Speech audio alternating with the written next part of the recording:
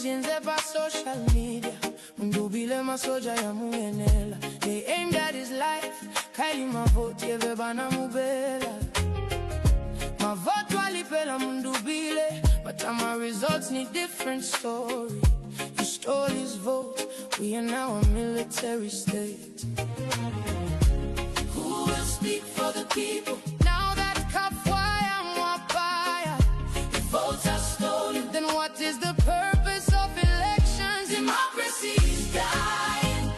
Mutotweba Kaya, tell me who pulled the trigger? Another two man in Dani. Democracy is dying. Zambia is a danger zone. Ukuvota Washi, Washi.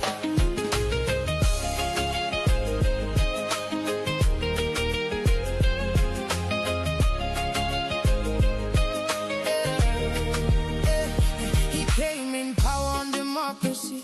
He now has power through hypocrisy. Constitution is dead in front of foreign cameras. Apanomba bomfya masoja. You attack the boys at midnight without regard for their life. Vinshimuti na bakateka with guns. Abateka no goofy. Who killed Mutotwe Kafwaya? Who sent the assassins? Justice not rhetoric. Noti ubufya tini militia. A stupid excuse used to persecute the opposition. The fake treason. Democracy is dying. Mutotwe Kafwaya, tell me who pulled the trigger? Another two man in Dani. Democracy is dying. Zambia is a danger zone. Ukuvota Washi, oh, Washi. Mutotwe Kafwaya, rest in peace. I cry for the wife and kids. Walilomba nefilamba filepona. Umulopa ulefuma. Amasoja bena balekuma. Ubuteko now uses guns. Democracy thrown in dust. What is the purpose of the Constitution? Ballet to take out with guns. You detain opposition to avoid competition. Democracy is dying. Mutotwe Kaya, tell me who pulled the trigger? Another two man in Dani. Democracy is dying. Zambia is a danger zone. Ukuvota Washi, oh, Mutotwe Kafwaya. Hear us now. We are still here. We are still here. Democracy is dying. Mutotwe Kafwaya, tell me who pulled the trigger? Another two man in Dani. Democracy is dying. Zambia is a danger zone. Ukuvota Washi, Washi.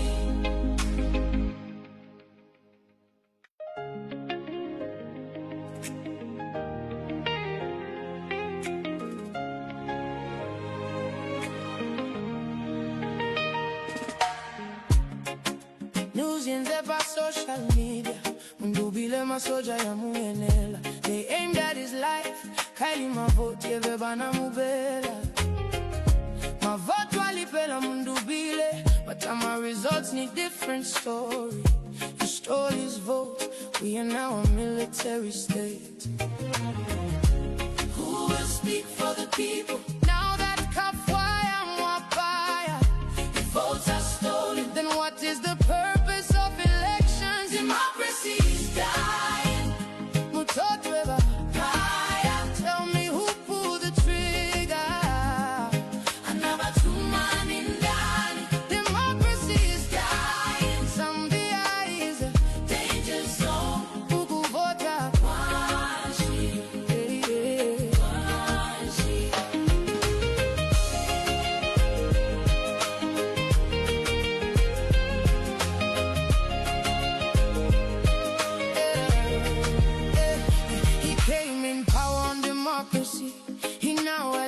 through hypocrisy. Constitution is dead in front of foreign cameras. Up a number, boom, my soldier. You attack the boys at midnight without regard for their life. Finchimuti na bakateka with guns. Abateka, no goofy. Who killed Mutotwe Kafwaya? Who sent the assassins? Justice, not rhetoric. Noti ubufiati ni militia. A stupid excuse used to persecute the opposition. The fake treason. Democracy is dying. Mutotwe fire. Tell me who pulled the trigger. Another too many dying. Democracy is dying. Zambia is a danger zone. Ukuvota Wanchi. Oh, Wanchi. Mutotwe Kafwaya, rest in peace. I cry for the wife and kids. Walilomba nefilamba filepona. Umulopa ulefuma. Amasoja benabale kuma. Ubuteko now uses guns. Democracy thrown in dust. What is the purpose of the Constitution? Ballet to take out with guns. You detain opposition to avoid competition. Democracy is dying. Mutotwe fire. Tell me who pulled the trigger. Another too many dying. Democracy is dying. Zambia is a danger zone. Ukuvota Wanchi. Oh, Mutotwe Kafwaya. Hear us now. We are still here. We are still here. Democracy is dying. Mutotwe fire. Tell me who pulled the trigger. Another too many dying. Democracy is dying. Zambia is a danger zone. Ukuvota Wanchi. Wanchi.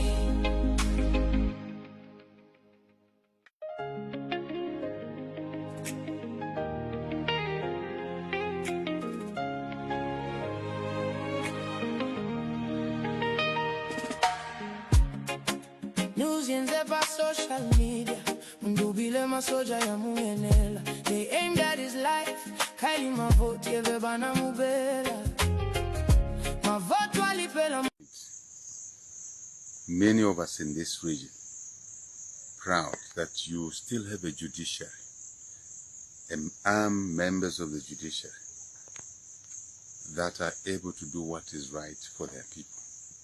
We must be proud of that. We understand they went through temptations, a lot of temptations, and they withstood these temptations.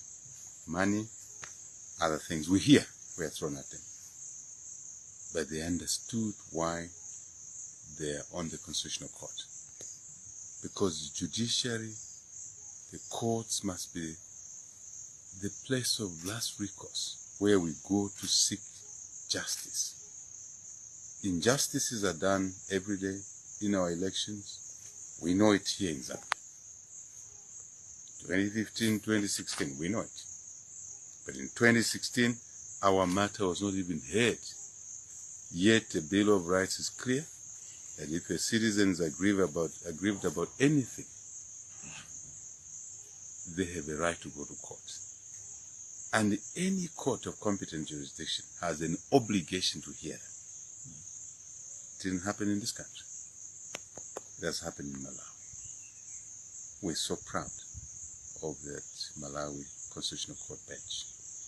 And I hope we can all learn something from that ruling, that you cannot continue cheating the people, the very people that gave you an opportunity to save them, especially in those roles. So congratulations to the opposition in Malawi, and one other thing we learned from Malawi is that they came together. The opposition came together. Here we have some oppositions that are surrogates of the ruling party who are used to abuse fellow opposition. But there, Dr. Chakwera Dr. Silas Chidima,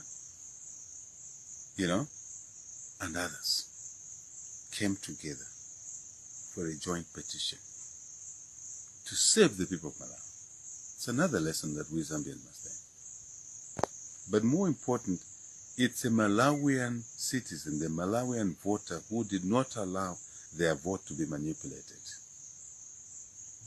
When their vote was manipulated, they showed it. They went in the streets to express their displeasure on how somebody had stolen their votes. They did it for months on end. It encouraged the judiciary.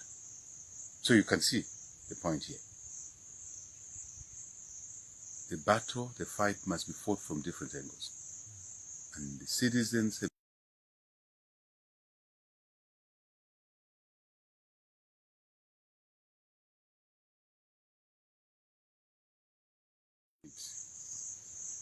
many of us in this region proud that you still have a judiciary and armed members of the judiciary that are able to do what is right for their people. We must be proud of that. We understand they went through temptations, a lot of temptations, and they withstood these temptations. Money, other things we hear were thrown at them. But they understood why they're on the Constitutional Court. Because the judiciary, the courts must be the place of last recourse, where we go to seek justice. Injustices are done every day in our elections. We know it here in Zambia. 2015, 2016, we know it. But in 2016, our matter was not even heard. Yet the Bill of Rights is clear that if a citizen is aggrieved about anything, they have a right to go to court. And any court of competent jurisdiction has an obligation to hear them. It didn't happen in this country. That's happened in Malawi. We're so proud of that Malawi Constitutional Court bench.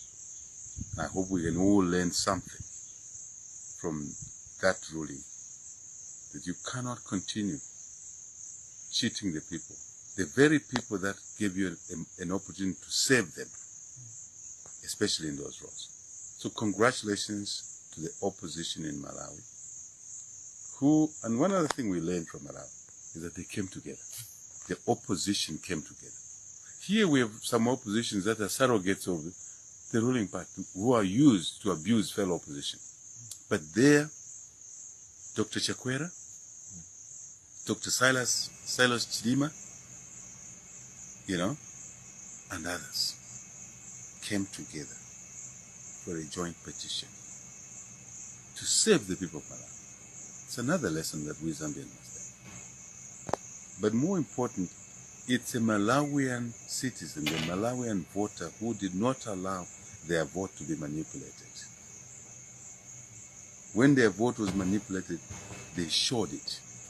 They went in the streets to express their displeasure on how somebody had stolen their votes.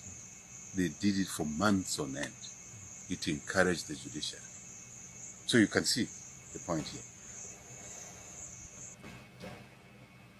Good day and welcome to today's broadcast. Kindly share the broadcast, share to as many people as possible, click the button on share. And we are back on YouTube, so even the YouTube link, share it quickly, subscribe, you subscribe on YouTube, and thank you for joining us. We have many things to discuss: the election petition and President Hakainde Hichilema's planned inauguration in spite of the challenges that are before us. Share the button. Quickly share, hit that share button so that we begin. We have so many things to track and discuss, including the resignation of the vice president in Tanzania. Why does it relate to us? Why is it of importance? It's because of the speculation that arose in Dar es Salaam over his resignation. We know there's been a fallout. We know there have been deep divisions. But there was one line that attracted me. something to do with Zambia. We are yet to verify it from mainstream media, but it's raging in social media in Tanzania. So Tanzanian Vice President Emmanuel Nchimbi has officially resigned from his office, and he has announced his retirement from active and public service effective September 4th, 2026. Nchimbi, who has been in the role for less than a year, remember they went to election in October, and he was the running mate to Samia Suluhu Hassan, the president, has resigned amidst a lot of issues.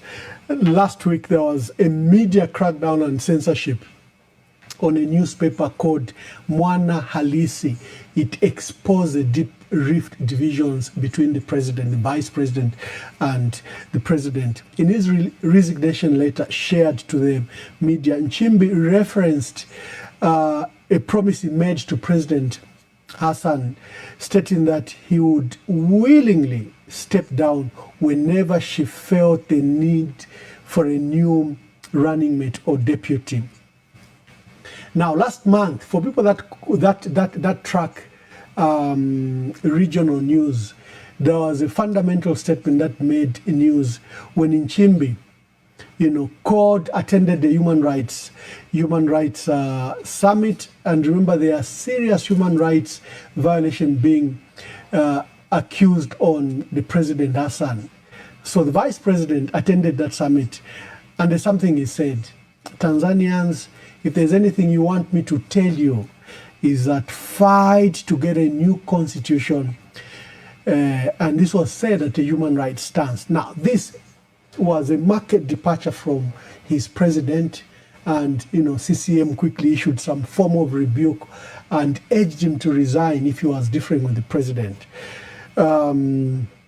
And Nchimbi becomes the first vice president in Tanzania's history to resign from the position since the country gained independence in 1964. Why are we tracking this news? There's a line that dropped on social media that one of the reasons he resigned was that he objected to the deployment of Tanzanian troops to Zambia, that Tanzanian troops were sent to Zambia. And this seems to be holding true in Zambia. Remember all those videos we've been playing where people saying these soldiers are not even responding to us. They look different from us. Some said some were relatively too short or too tall to be Zambians. You saw those speculations. There was a reference that Brian Mundwile also made, and I have to go to the video, where he said they didn't seem to speak our local language. So is the resignation of the vice president in Tanzania somehow related? We know that the two have differed. And for those that have followed Tanzanian politics, the president, comes from mainland, the vice president would come from the island. Only two presidents have come from the island since 1961, from Zanzibar. This is Samia Suluhu and I think Hassan Mwinyi, but the rest of the presidents, they've all come from mainland Tanzania. And the fallout in Tanzania has been that Samia Suluhu seems to have taken a departure from John Pombe Magufuli, that radical president who died during COVID crisis. And she's embraced the mines. He wanted to recover a lot of resources from the mines, slapped a huge tax bill on mining, especially those gold mining multinationals. He began this infrastructure inward looking from domestic resources. And Samia Suluhu seems to have markedly departed, and hence Chama cha Mapinduzi nearly lost the election last year. In fact, many people say she lost the election. She did a crackdown, the playbook that President Hakainde Hichilema is following. And so this isolated matter of a vice president resigning in Tanzania, we are tracking it. I dared put it on my page. They're already reacting fake. It's not fake news. I didn't produce the news. I didn't generate the news. I got it from the social media in Tanzania. But Bloomberg, Reuters are only saying deep rifts, and they're only quoting the official statement. If if Whitney Mutale Nalumango resigned today and she just says she wants to rest, Bloomberg and Reuters will just write like that. But you and I, who know the intricacies, will infer why such a resignation has come about. And that's why we can't dismiss the allegations that there are Tanzanian troops that were sent to Zambia to do the crackdown. Because, in fact, many of you on this forum agree with me. Zambians are eternally decent at the heart of it. That's why President Hakainde Hichilema is afraid that that petition should go to court. He knows Zambians, even if he appointed those judges, he can't trust them to hear the matter, because he knows Zambians at the heart of it are good people, seek justice. There'll be few fellas that will be used as tools, the Sunday Chandas, the Robert Chavingas, and the Patrick Kang. Well, there are few isolated people that sell their soul. But at the heart of it, Zambians are decent people. And he knew maybe to do what he did, to conduct the coup he has done against our democracy and against our electoral process, he couldn't trust our own Zambians to do it. I think he needed to infuse both cadres and maybe foreign soldiers, because Zambians at the heart of it are decent and they couldn't have done what is done. And so the resignation of the vice president, for us, we are tracking it. Whatever they say, remember every time we broke news here, they say it's a lie, it's fake. We tell them Mtoto Kafwaya has been shot twice. They even come to the media, parade themselves that there's no such thing. They even mock us. It always comes true. They call us names, they call us propagandists, they do, but everything we say come true. So whatever they are saying about the resignation of the Tanzanian vice president, we will continue to track it. And now, there's a video I played from Kitwe where people were asking, these soldiers, they don't look like they're Zambian soldiers. When there was a crackdown in Mong, when they threw the tear gas amongst people, peaceful people that were attending Brian Mundwele's rally, you remember that we identified some UPND cadres wearing police uniform and we circled them. UPND cadres wearing police uniform, and we challenged Musamba that what he had done to give uniforms to people that are not formally trained, that are formally not sworn in to wear those uniforms, was a serious crime. And one day Grafo Musamba will face that crime. And then our people were wondering, these soldiers, like when they stormed Civic Center, that they looked different. Most of them couldn't respond back. They couldn't. So did we have foreign soldiers from Tanzania as the news is buzzing in Dar es Salaam? And there is even a heavier crackdown when a newspaper tried to expose these issues. We'll be tracking that matter down. We will discuss the petition. What is happening to the petition? What is happening to the petition? We'll be discussing that particular matter just now.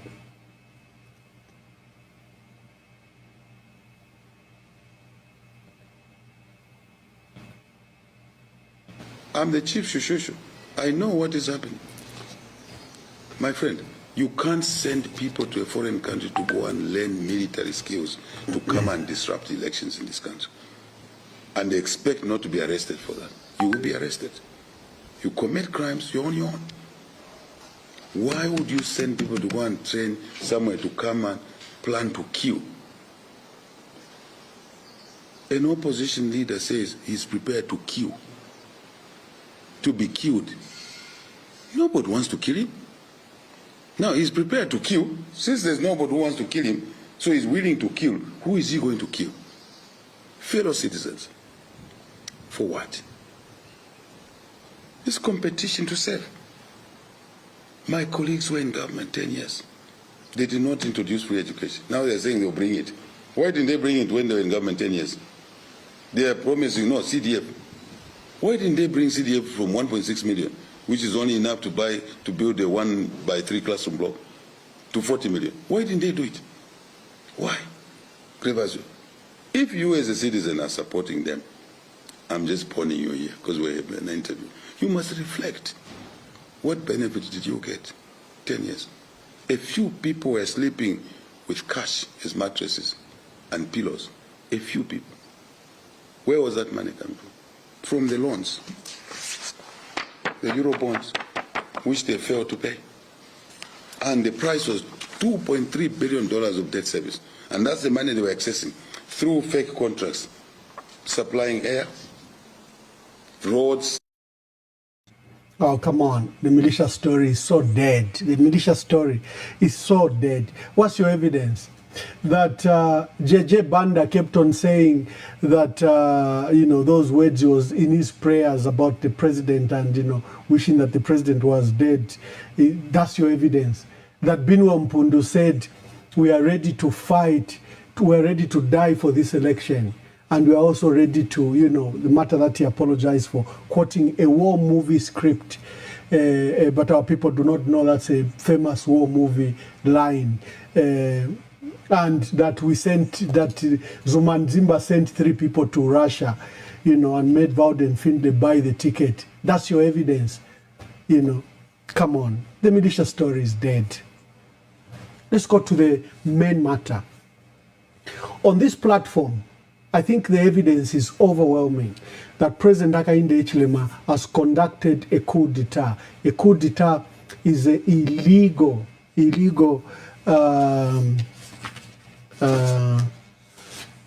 Please do not disturb me when I begin to speak. Please, just allow us to. Hello, caller. You are online, remember? Yes, I am. You are live. So yeah, that was the sensitive information I wanted to share with you.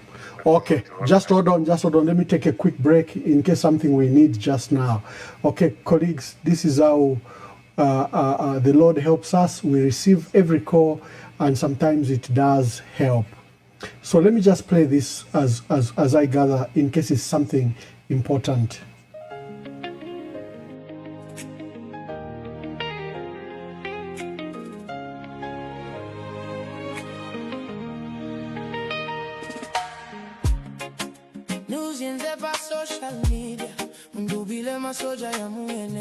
They aimed at his life. Kylie my vote, bana mubela.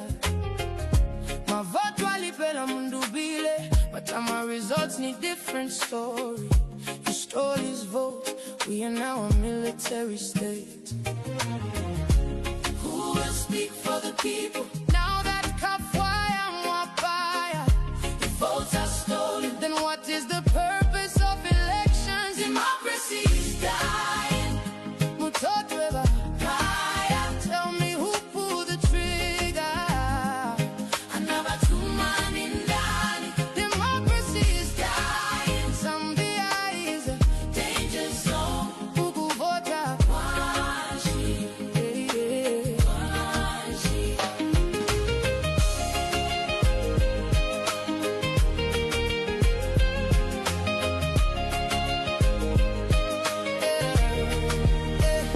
He came in power on democracy. He now has power through hypocrisy. Constitution is dead in front of foreign cameras. Apanumba Bumfia my soldier. You attack the boys at midnight without regard for their life. Vinshimuti na bakateka with guns. Abateka, no goofy. Who killed Mutotwe Kafwaya? Who sent the assassins? Justice, not rhetoric. Noti ubufya tini militia. A stupid excuse used to persecute the opposition. The fake treason. Democracy is dying. Mutotwe Fire. Tell me who pulled the trigger. Another 2 man in Dani. Democracy is dying.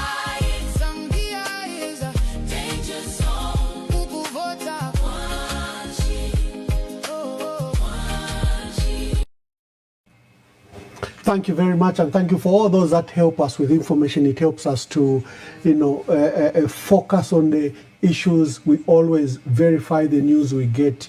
The tip is good, but we always verify, and thank you very much. I was saying, President Hakainde Hichilema is conducting a coup right now, and he has done everything that the law does not allow. Let me show you what the African Union Charter says. I want to read it quickly. Let me just get it for you so that you understand when I make a strong allegation that the president has conducted a coup, you know what I'm talking about. Let me just get that for you quickly.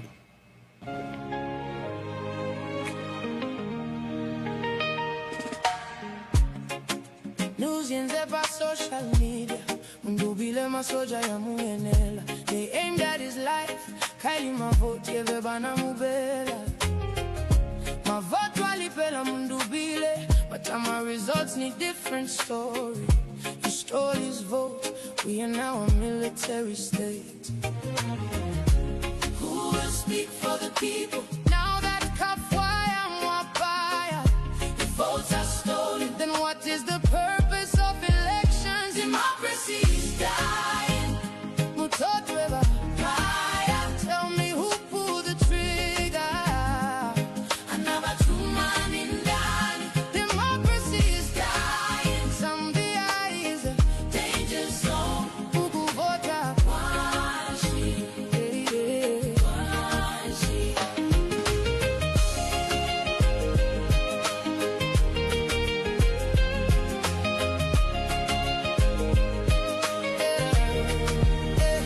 He came in power on democracy.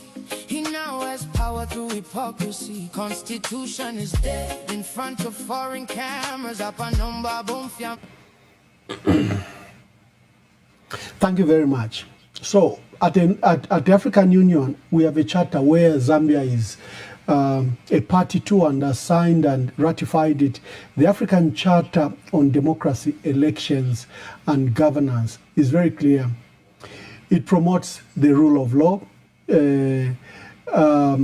It promotes principles of rule of law to promote and enhance adherence to the principles of the rule of law, premised upon the respect and the supremacy of the Constitution and constitutional order. The president can suspend counting of votes. He can suspend and close courts. He has suspended the Constitution. Promote the holding of regular, free and fair elections to institutionalize legitimate authority of representative government as well as democratic change of governments.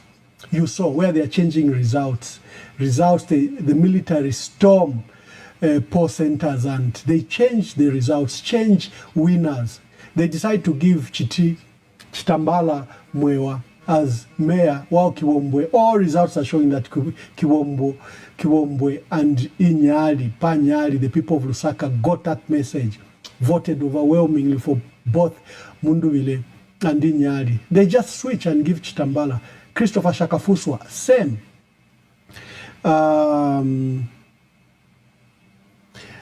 Of course, it prohibits, rejects, and condemns unconstitutional change of government in any member state and any serious threat to stability, peace, security, and development. The very things he has breached, all of them. Promote and protect the independence of the judiciary.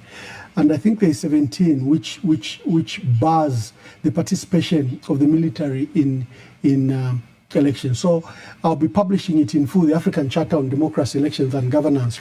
President Hakainde Hichilema has breached all those. What did he do? He suspended voting of, counting of votes when he was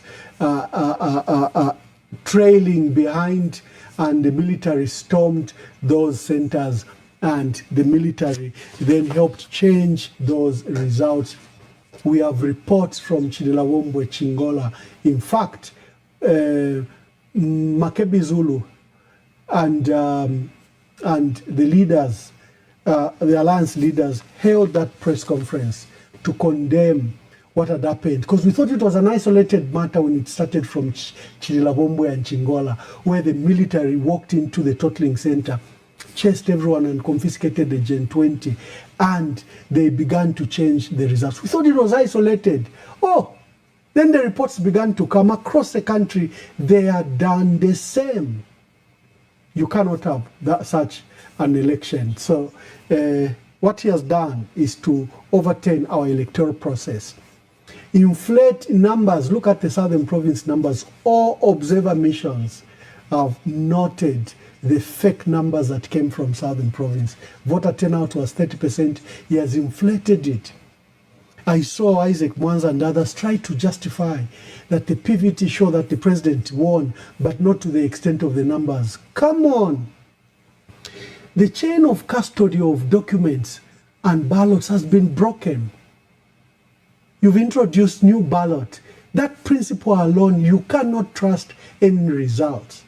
The chain of custody of documents, of ballots, was broken across the country with the military invasion and with the change of results. You have Mazabuka, where guns were drawn against elections officers who wanted to stick to the official results that was pointing to that Gary Nkombo had won that elections, and they were changed because Gary Nkombo is a personal project of the president. Gary Nkombo had to fall. Stereos Sadanis has died. They sent thugs to kill him because he was keeping Charles Longwe. Charles Longwe, who was petitioned the president's election, who was reported judges, who they are linking to Gary Nkombo. Gary Nkombo had to, he was a personal state house on the desk of the president. Gary Nkombo had to fall. And that's why, in this case, guns were drawn against the, the elections officer, the returning officers, and they were forced to change the results. So what we have is a coup d'etat. It's not an election. What's coming up is not an inauguration. Who closes the courts? 2 days in a row, they've closed the courts. Who closes courts? Where do you close courts? Even the worst dictators, at least to give a semblance of a court hearing, so that even when they manipulate the court outcome, they will say the court said that our judiciary is independent. And now let's discuss what's happening at the judiciary and the election petition. There was heartwarming news 3 hours ago when Kalumba Sambisha Slavin, who's Deputy Director, Corporate Communications at the Judiciary, issued this statement. She said, receipt of presidential petition sent to the Chief Justice's private email, Lusaka, 25th August 2026. The Honorable Chief Justice, Dr. Mumba Malila, State Counsel, acknowledges receipt of an electronic mail communication sent to his private email address by a member of the public. The email contains documentation designated as the People's Presidential Petition, which seeks to challenge the outcome of the presidential election held during August 13th and associated documents. The judiciary is aware of the ongoing social media assertions claiming that this petition has been formally and duly filed. Remember, I told you in the morning at our breakfast show that someone from the UPND, probably from State House, had written an opinion that such an application by Linda Kasonde, Brebna Changala, was not valid, and they did a deep write-up of how that was invalid. And it was circulated. I saw it. A few of these UPND, members of the M23 published it. One of them was Oliver Shalala, who published that opinion that it was not valid. So the Chief Justice is responding to that to those write-ups. While the Chief Justice finds the mode of communication of official court documents through his private address to be highly irregular, and that word you have to choose to underline it. He has another word to underline. He has quite exceptionally. So this is a great exception because the circumstances are highly, highly irregular. President Hichilema closed the courts. Using his administrative powers, remember, he's head of the judiciary. He is the head of the judiciary. So he says, using his administrative powers, he has referred the documents received to the Constitutional Court for its consideration on the issue of the filing of the petition, and expects that the affected parties will hear from that court in due course. This warmed your hearts up, but it still doesn't take away the fundamental issues. On the side of Linda Kasonde and the people of Zambia, they are saying, you have closed courts. You didn't just close courts. First, you arrested the people that were preparing the petition, Celestine Mukandila, who's the Secretary General of Tonse Pamoze Alliance. You bought Zumanzimba. You bought NRPUP leadership. They held press conferences to dissociate themselves from the petition by Brian Mundwil and Makebe Zulu. You arrested even one person who was coordinating with Linda Kasonde, and we'll name them in due course when the family allows us to. You have been disruptive in ensuring that the process doesn't take place. You even arrested an acting security chief of the Supreme Court grounds. You have tried very hard to scandalize Jonas Zimba, who had taken a trip to Southern Province to demonstrate that your numbers that they read that you had won in Southern Province, which has given you a boost of almost 1 million votes, that those numbers were fake. You scandalized him, even arrested an immigration officer. On the day of filing of nominations, the deadline, you still was not sure if your earlier measures to take over NRPUP and Resolute Party, to arrest Celestine Mukandila, arrest witnesses that were gathering, by Zumanzimba and NRPUP president and vice president, you were still not satisfied, harass Jonas Zimba. You were still not satisfied that the petition, you've handled the matter of the petition. You were so scared, so insecure, that you ordered the unilateral closure of the courts of law countrywide. You didn't even want to take a chance that maybe someone can file at the local court. You didn't want such a chance. And you deployed the police and the military to secure all courts premises across the country, especially the superior courts, high court, na industrial court. Can you imagine? Court of Appeal, even that was sealed, and you proceeded to close selected ministries like the DPP's office and Ministry of Justice, chambers that could receive, after filing of nominations, the papers. You stopped the petition. We blasted the Chief Justice. I personally made an addendum and reported him to the African Union, because this is a son of the African Union. He has sat, he's been our vice chairperson at the African Human Rights Court, and he's been a representative to the United Nations on behalf of the African Union.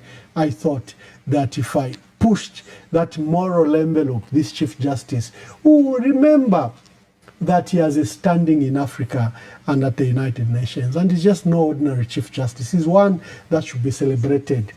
But his activities the last 5 years have been but despicable, nothing else. Here, in trying to save face, at least he has issued this public statement. Just before we could celebrate, just before we could think that there is a light at the end of the tunnel, we saw Secretary to Cabinet, Patrick Kangwa. Yeah, Patrick Kangwa. What is your view about Patrick Kangwa? Quickly comment. I read your comment. What do you think of Patrick Kangwa? You know, the way he has conducted himself over the Edgar Lungu funeral and this entire debacle is I don't know, Patrick, how far he has fallen.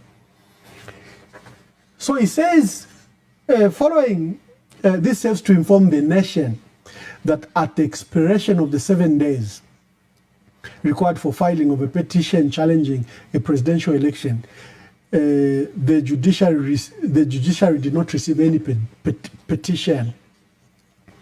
In this regard, the swearing in of the president-elect, Mr. Hakainde Hichilema S, will take place on Tuesday, 1st September 2026, in accordance with the provision of the Constitution, Act number 2 of 2016. Now, the judiciary said they've received the petition.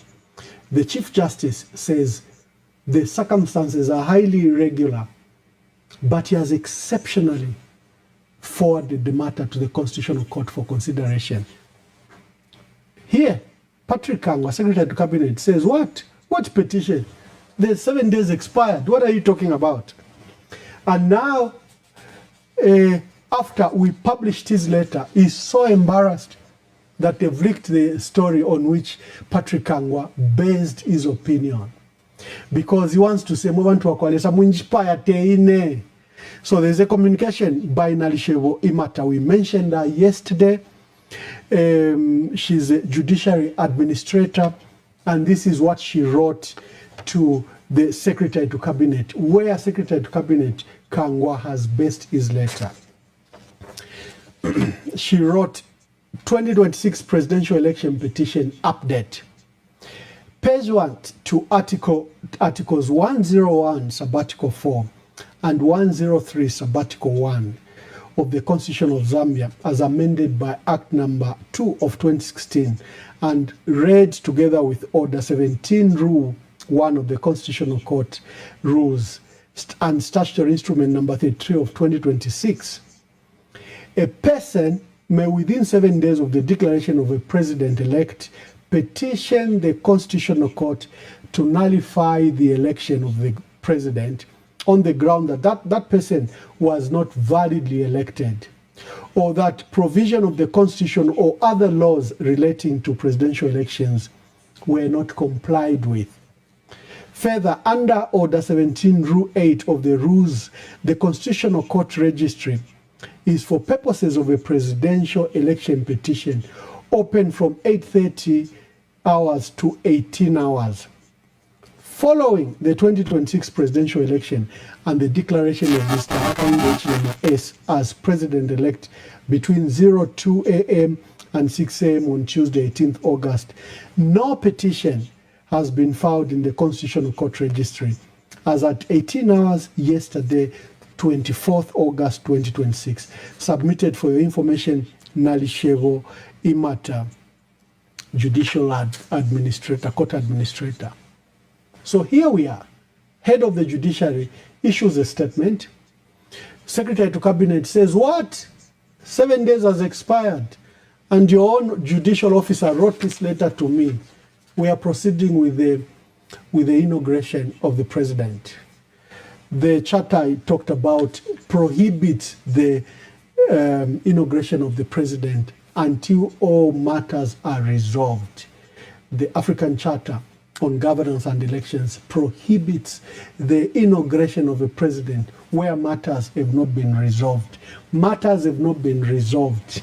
Secretary to Cabinet, you can proceed with the inauguration of the president until this petition is heard. Who do we listen to? Secretary to Cabinet or head of the judiciary? Or an administrator in the judiciary who wrote the letter yesterday? This is a crisis of great proportion we are facing. I am not surprised because I've already declared that President Hakainde Hichilema is involved in a coup d'etat. He's taking over. His term expired. Okay? The law allows him to carry on until we have another president. His term expired. He's trying to get a second term fraudulently. He has manipulated election results. He has deployed the army who helped manipulate the results. He halted when the candidate, his rival, was leading. He halted the count of votes between 8 hours and 12 hours until he set in the military to change those ballots and put stuffed ballots. He closed the courts yesterday and today, and the courts remains closed. He's using Musamba Grafeo, Inspector General of Police. Remember, who does Musamba report to? Who does Musamba report to? Who does Zambia Army Commander report to? So in whose powers is Grafo Musamba acting? In the powers of the president. A president whose term has expired. A president who has been declared that has been re-elected, but he has committed all these fraudulent activities. And when there's an attempt to check and question and test the veracity of the evidence that has declared him president, he closes the court and he says there is a security risk. What security risk? Of the militia that you have created in your mind. You asked Zumani to send people to Russia because you planted it, because you have First Quantum on one side that's planning with you, Tony Blair on the other side that's planning with you, Greg Mills. They've done these elections manipulation in Africa for so many years. They are playing the book. Zumani was your weakest link to Brian Mundubile. He sends people to Russia. When they come back, you come and accuse Brian Mundubile of sending people to Russia when it was your plot and plan. And poor Vauden Finlay, who just loves our country, buys those tickets and now is in prison, accused of financing terrorism. You plan and plot all these activities, and then you say that there is a threat of nationals. Your own threat that you have created. We remember the Black Mamba story. Young people and teenagers may not remember the Black Mamba story, but we remember how you create your own crisis, a controlled demolition. But you know you are controlling it, but there will be a demolition, but you control it. And this is what you are doing. So you have manipulated results. You have sent the army. You've attempted to assassinate your rival, who many people believed won the election. You close courts and you want to rush to inauguration. What is that? It's a coup d'etat, nothing else. This morning I said, how do you tell a duck? If it looks like one, it quacks like one, walks like one, swims like one, you are not far to say it is a duck. What has happened in Zambia is a coup d'etat in the making. And our citizens are so paralyzed. They still believe in institutions. They still believe that people will act proper. President Hakainde Hichilema doesn't believe in any of these institutions. He can't even trust his own courts. He can't even trust his own army to maintain law and order. He has to bring foreign troops. Come on, come on. We'll go to the matter of Brian Mundubile. I give you an update with the UN, with President Hakainde Hichilema demanding that they should be released to the police to face treason and insurrection charges. We come and discuss the update. And they've closed major roads because in their discussion this evening, I think there's an attempt. I don't know what, I'm yet to get an update of what they agreed on. But Hichilema has told the UN that they should surrender Brian Mundubile and Makebi Zulu. There was an attempt that they should be released to a third party or a third country or a third embassy. I'll tell you the details of those matters. But this evening I can report to you that soldiers, for example, have gathered at Makeni Westwood. They've closed that path. There are soldiers that have taken over. That's a security point that is usually manned just by the police. But the number of soldiers that have taken over that place, and I hear other entry points are also reporting the same. If you have heard anything, for Makeni Westwood, I've received a confirmed report that soldiers have taken over and they've deployed on that place, on Makeni Westwood. So we'll tell you more.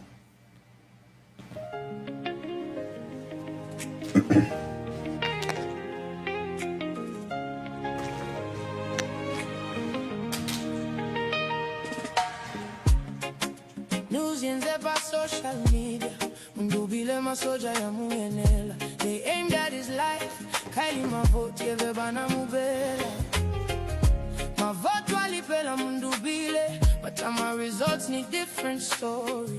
The stories vote, we are now a military state.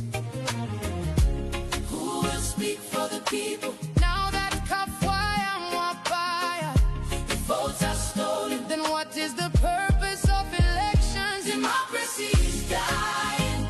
Mutotweba Kaya, tell me who pulled the trigger?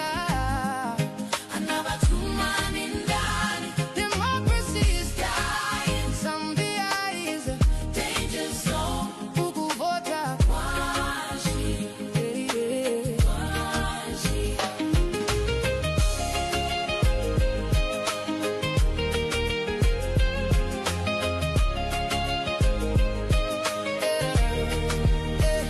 He came in power on democracy.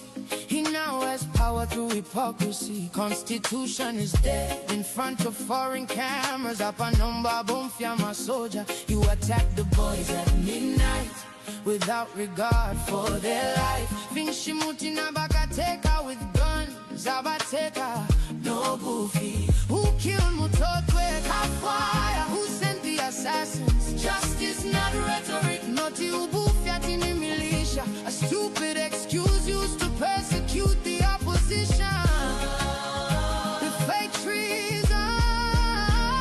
Democracy is dying. Mutotwe fire. Tell me who pulled the trigger? Another two man in Dani. Democracy is dying. Zambia is a danger zone. Ukuvota Kwanshi, oh, Kwanshi. Mutotwe Kafwaya, rest in peace. I cry for the wife and kids. Walilomba nefilamba filepona. Umulopa ulefuma. Ama soja benabale kuma. Ubuteko now uses guns. Democracy thrown in guns. What is the purpose of the Constitution? Ballet to take out with guns. You detain opposition to avoid competition. Democracy is dying. Mutotweba fire. Tell me who pulled the trigger? Another two man in Dani. Democracy is dying. Tanzania's Vice President Emmanuel Nchimbi has resigned. Ukuvota Kwanshi, oh, Mutotwe Kafwaya. Hear us now. We are still here. We are still here. Democracy is dying. Mutotwe fire. Tell me who pulled the trigger?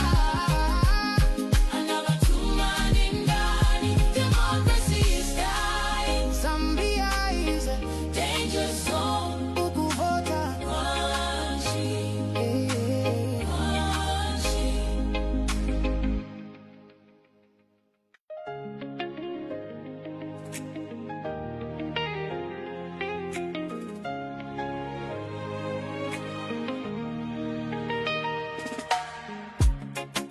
News by social media.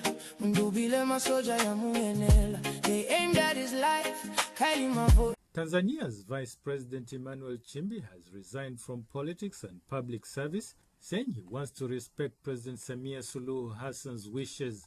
Nchimbi announced that his resignation will take effect on September 4th, saying he had promised to step down if the president wanted a different vice president. The move comes just 1 week after Tanzania suspended the critical Mwanahalisi newspaper over a report alleging tensions between Nchimbi and Hassan. The development adds to concerns over political and civil rights in Tanzania. Hundreds of people were killed during unrest surrounding last year's election, which Hassan won with 98% of the vote, despite criticism from international observers. Hassan initially drew praise after taking office in March 2021, following the death of President John Magufuli, for easing restrictions on opposition parties and the media. But critics now accuse her government of reversing those reforms. Nchimbi's resignation could further fuel questions about political division and the direction of the government ahead.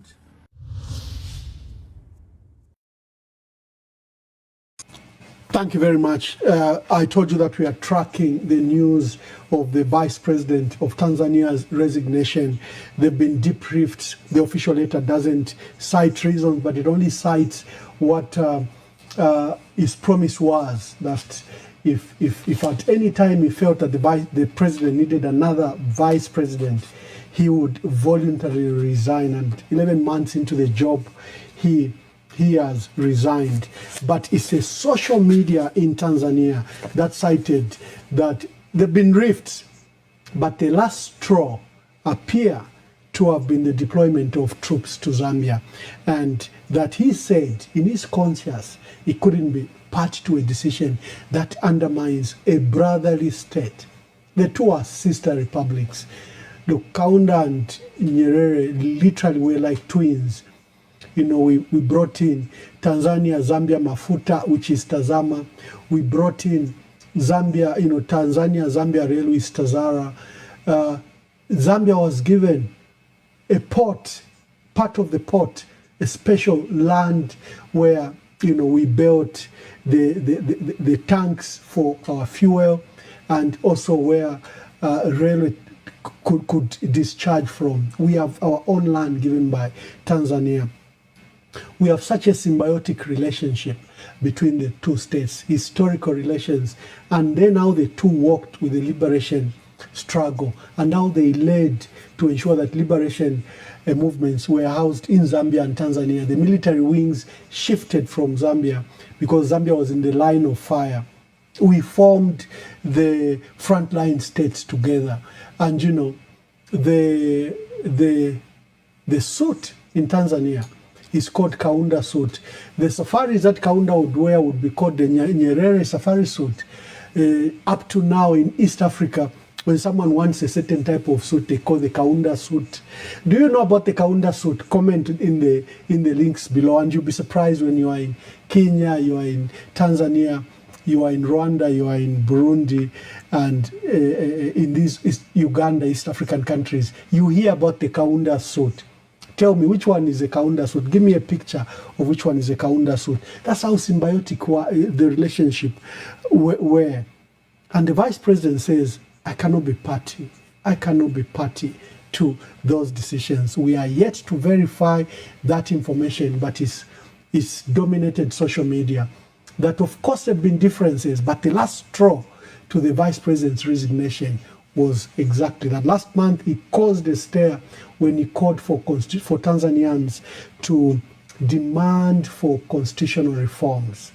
Remember, that was one of the issues as a result of the aftermath of the elections, where many people were killed, where the soldiers killed people, where all major opposition leaders were locked up, and Tundu Lissu is still in prison.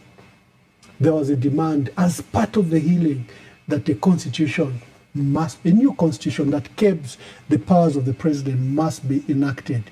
And the vice president at the Human Rights conference last month called for a new constitution in Tanzania. And he says, if there's anything I can ask you to devote your attention to and efforts, demand for a new constitution.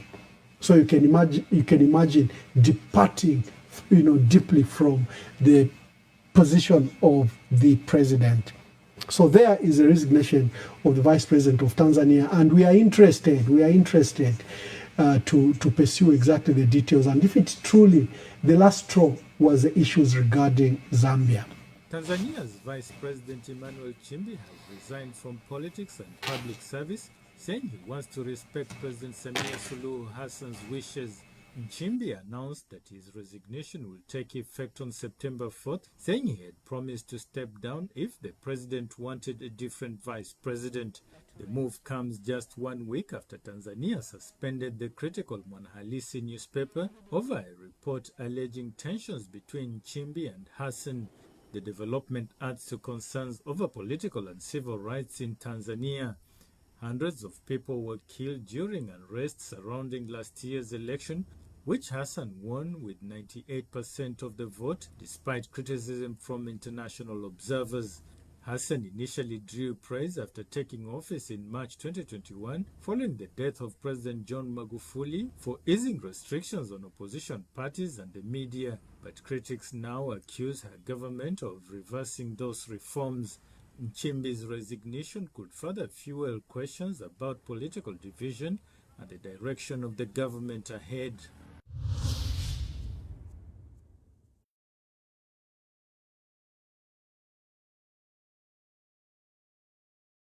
Thank you very much, and continue to share the broadcast. We'll be opening the phone lines, but let's discuss the matter regarding Brian Mundubile. The representative of the United Nations is in the country, and he was sent from the office of the Secretary General, a special envoy, and I think a special rapporteur. I don't know, the media have not named him or her, but appears to be a special rapporteur. I'll get the details later, but I got the confirmation that he was on his way to Lusaka, and he must have arrived on Sunday and began the meetings yesterday. There is a standoff. The Zambian government is demanding that Brian Mundubile and Makebi Zulu must be surrendered to the police. And the international rights, international law, will not encourage you to be sent to people that want to send you to death, to face death charges, gallows or treason.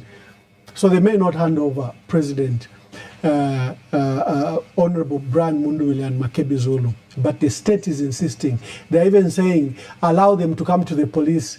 You can even send representative of the United Nations, and then they can witness the interrogation, then they'll be released to you.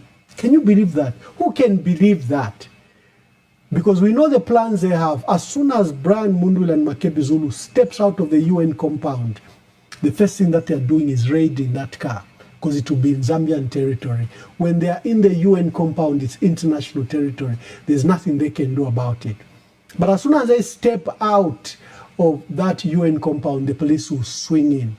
Even the assurances the Zambian government is giving that, you know, you can accompany the UN. We just want to talk. We just want to talk to Brian Mundubile and Makebi Zulu. The police just want to ask some questions. Can you believe that naivety? The UN has proposed that Brian Mundubile and Makebi Zulu must be sent to a third party, either a third embassy, or must be given to be taken out of the country. The Zambian government has refused. And the time is ticking. I know the special rapporteur is in the country for a limited time because there are activities at the UN that are taking place. We have what we call UNGA, United Nations General Assembly, that take place once every year. President Hakainde Hichilema only attended the one in 2021, and I think the one in 2022. After that, he has never attended any UNGA because now he was being shamed by these UN reports that was victimizing political opponents, was abusing human rights, he was subjecting people to prolonged detention. A journalist from Nigeria, and I'll share with you, took interest in the story that I declared that the president has conducted the coup d'etat, and they want us to discuss. So I'll be on their podcast and I'll share it with you today. Said, but what do you mean? So when I was explaining the ingredients, she says, but there is no state of emergency. I said, there is. That's how illegal this man is. He's doing powers that he can only draw from a state of emergency. Locking people without appearing or without charges. Now as long as 17, 18 days. Those powers are only inherent in the Security Powers Act gives you when you have declared a state of emergency. He has suspended the Constitution. Because if he followed the Constitution, he would not subject people to prolonged detention. Can you imagine he put Vauden Findlay for 15 days in a container without windows, without anything? In a container. Even a pig would protest for 15 days. So this is a man that is using the powers of state of emergency without declaring the state of emergency. This is a man who's closing down courts of law. He's a man that could suspend counting of votes because his opponent was ahead. Tell me what that is. He's conducted military raids and assassinated Mtoto Kafwaya, and Brian Mundubile survived Tell me what that is. Is that a rule of law? Is that normal to kill people? Is it normal for your military to kill people? Is it normal? No, no, no. So, and in many cases, the raids are without warrants. Without warrants whatsoever. And you want to state that is a man that has literally suspended the Constitution because he would not have touched the judiciary. If there was no coup, the Secretary to Cabinet would not write such a letter. I've seen a comment by someone when I asked that, what has become of what Patrick Kango? And someone says, he's Tabokawana 2.0. Mwansekesha, yes, but Patrick Kango has become Tabokawana 2.0. So what we have is a coup in progress, constitution suspended, none of institutions are working other than at the direction of the president. No semblance, they are not even hiding. And there is the EU observer mission in the country. There is the African Union observer mission in the country. There is a SADC observer mission in the country. We still have international journalists. And in the glare of all this, we don't even bother to hide. Come on, come on. The courts remain closed to date. But this young lady, look at the foolishness of her statement. Narisheboi Mata, look at the foolishness of her statement. Following the 2026 presidential elections and the declaration of Mr. Hakainde Hichilema as president-elect between 02 a.m. and 6 a.m. on Tuesday, 18th August, no petition has been filed in the Constitutional Court Registry as at 18 hours yesterday, 24th August 2026. The registry was open. People tried to file a petition on Saturday. You arrested your chief security officer. You said, why did you open? Why did you allow them on Saturday? During the 7-day period, the registry must be open. You've arrested your own officer, Zimba, for allowing people that wanted to petition, to file a petition on Saturday. Now you are telling us that the constitutional registry has been open and as at 18 hours, no one had filed. Everyone that attempted to file, you've either arrested them, rounded them up, accused them of foreigners like Celestine Mukandila. You've done everything possible to prevent that petition. Linda Kasonde had to send her application to the Chief Justice. You are saying you can file e-filing like our dear brother, lawyer Charlie was saying. But the portal doesn't work and it hasn't worked since 2021. So what do you mean you can file online? To a portal that doesn't work, that doesn't even receive email. Come on. So this is where we are. We are at a precarious situation as a country. And citizens are paralyzed into inaction. You saw every time I opened the phone lines, they are saying, no, the international community, no, let's speak to Donald Trump, no. They forget that this is inherent only to them.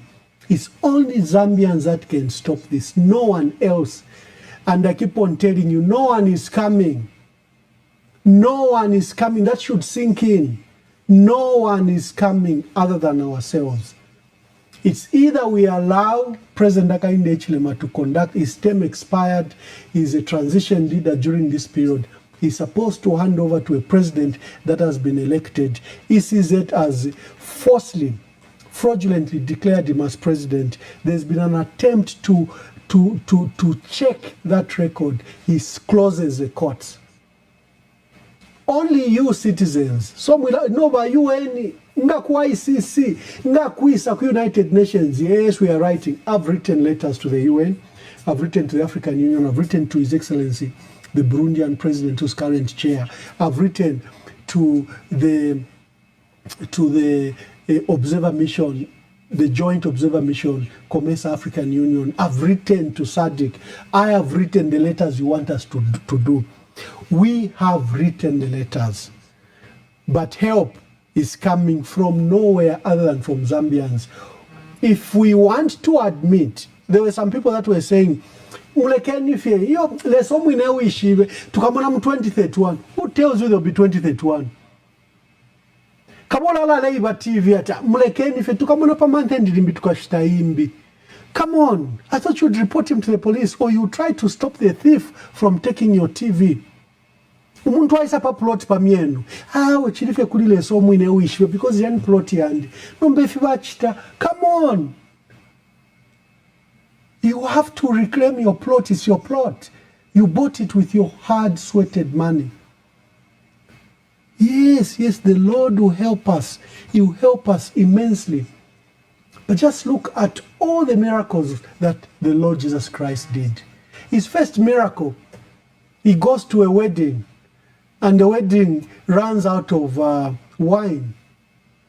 He didn't say brakadabra and wine comes. He said, no, bring your water. They brought the water, then it turned into wine, and the wine was better. If he found the blind, it would touch the soil. The Lord, if he wanted to feed the 5,000, he asked for food. Who has food here? A young man had 2 fishes, the other one had 5 loaves of bread, and they fed the 5,000. There is something physical the Lord asked for. You as Zambians, you want Donald Trump to help you. You want, ICC should indict him. No one will do it other than yourself. It has to be you. This is your election. You went to vote. You made a choice.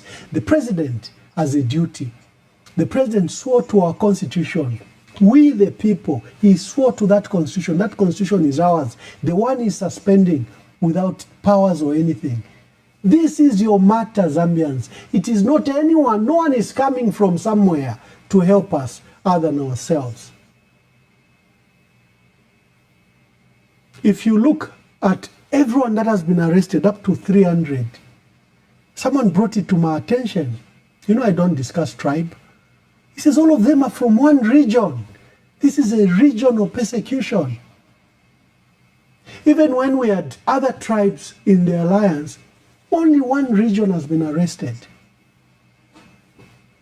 I end there. I don't discuss issues of tribe here or ethnicity. I try to stay away as much as possible.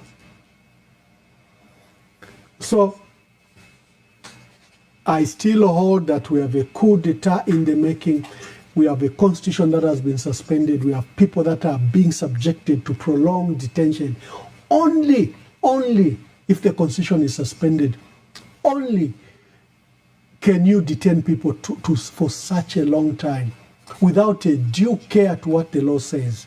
And now you want Brian Munduwile and Makebi Zulu to be surrendered to such a system. Brian Munduwile, who has just survived an assassination attempt. Are we being fair that Brian should be handed over to the Inspector General of Police? Are we being fair? Now they've surrounded entry points. I don't know if in their agreement with the with the UN, they had agreed that they'll release Brian Munduwile and he'll be taken by road, because we can't understand the mobilization of soldiers that has taken place, like the one that has taken place at Westwood in Makeni. And I'm told down the entrance from Mumbwa, but you can confirm you're the one on the ground. But for the one on Makeni, there is heavy police and soldier presence at that Westwood, Makeni. Let us now handle this matter. The lines are open. Let's discuss the 3 issues we're discussing. The matters of the election petition, whether to be heard or not, and the desire by Secretary to Cabinet to proceed with the inauguration of the President. Let us continue with that. Wake up to this morning news analysis show that provide facts, opinions, and reflections. On what the papers say, we frame key facts to provide a balanced perspective, set the national agenda, and focusing on cross-referencing newspaper coverage with primary data, expert and special guests to offer an in-depth look at daily stories. Live on EMV, I'm talking about Emmanuel Mwamba Verified. Tanzania's Vice President Emmanuel Nchimbi has resigned from politics and public service, saying he wants to respect President Samia Suluhu Hassan's wishes. Nchimbi announced that his resignation will take effect on September 4th, saying he had promised to step down if the president wanted a different vice president. The move comes just 1 week after Tanzania suspended the critical Halisi newspaper over a report alleging tensions between Nchimbi and Hassan. The development adds to concerns over political and civil rights in Tanzania. Hundreds of people were killed during arrests surrounding last year's election, which Hassan won with 98% of the vote, despite criticism from international observers. Hassan initially drew praise after taking office in March 2021, following the death of President John Magufuli, for easing restrictions on opposition parties and the media. But critics now accuse her government of reversing those reforms. Nchimbi's resignation could further fuel questions about political division and the direction of the government ahead.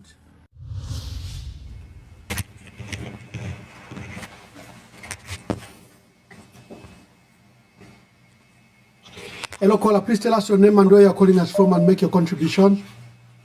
Hello, Mwamba. Neni kambelini chizungu, nkamba chinyanja. Ziko mwamai, kambani. Leo ninadandaula Mwamba kuchitika kumunzuko. Vapaka. Niye kuti lamulo yune na kuti mfumu angavale mabungo yonse, kuvala mabungo yonse kuti bantu osati waende kuli chini mtu wa mtundu bwanji. Niye kuti muntu kankhala msogoleri, niye kuti nikukatilira vonse wewe vonse watola vonse livako, nishino usogoleri wa bwanji. One shiratu patuwa kuti usogoleri umu muli abandala mulibe. Ndaba muli nkhanza na njiru na kuononga. Mwaona? Chifukwa chakuti muntu wena unkhala kuti unkhale msogoleri, usogolere bantu osati nyama. Onani bantu mwakufuira, onani bantu mwakubamangira, balibe na chifukwa. Niye kuti ziko la Zambia yankhalaloba ni mchalo chanji chili muziko la Zambia.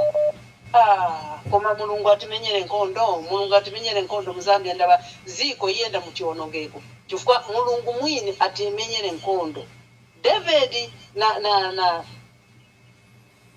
na Goliath wayenera umozi kuchita kwanji kuchoka.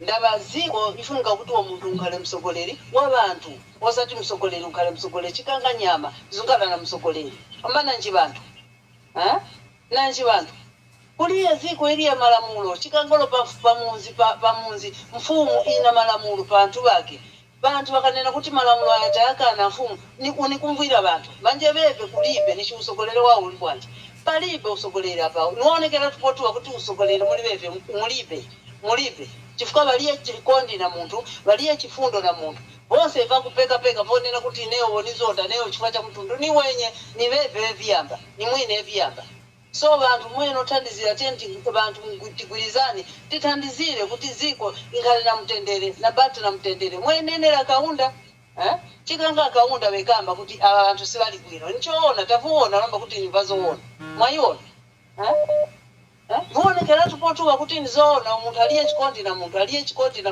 na chifundo na muntu alibide chifundo na muntu abo bantu bose bemangiwa bose bochitaji kujeri baliye na vifuko iyo mitembo y'abantu bechifu abo bose bantu abechifu baba panse bene bazikire maliro bawo osati tizinkhala so muziko yayi ziko mama Iskomo, thank you very much, Mama. Thank you very much. Hello, caller. Please tell us your name and where you're calling us from and make your contribution. Okay, I'm anonymous from Dola. Yes. Ambassador, I wanted to add a voice to these things. Saddened by whether it's a statement from the Secretary to the Cabinet. You see, the Office of the Chief Justice has acknowledged receipt of the petition. So this man is saying they will go ahead with the inauguration. And in fact, from the communication we were reading, the Chief Justice has referred the thing to the Constitutional Court. So what powers or what constitutional clause is the Secretary to the Cabinet centering his argument on? because the Chief Justice has received the petition and he has referred to the Constitutional Court. Why the hurry? You know, there are some things, I think governance were by 1 second. They always think after they mess up things. There are some things that are straightforward. You know, sometimes it's even important, you know, this job on training people do before they enter offices. I think these guys, they deserve, they could have gone through some training because they are abusing a lot of things. It's like they don't know the procedures and the protocols. How do you go and start forcing the UN to release people who are kept under the Geneva White Flag? Who does that?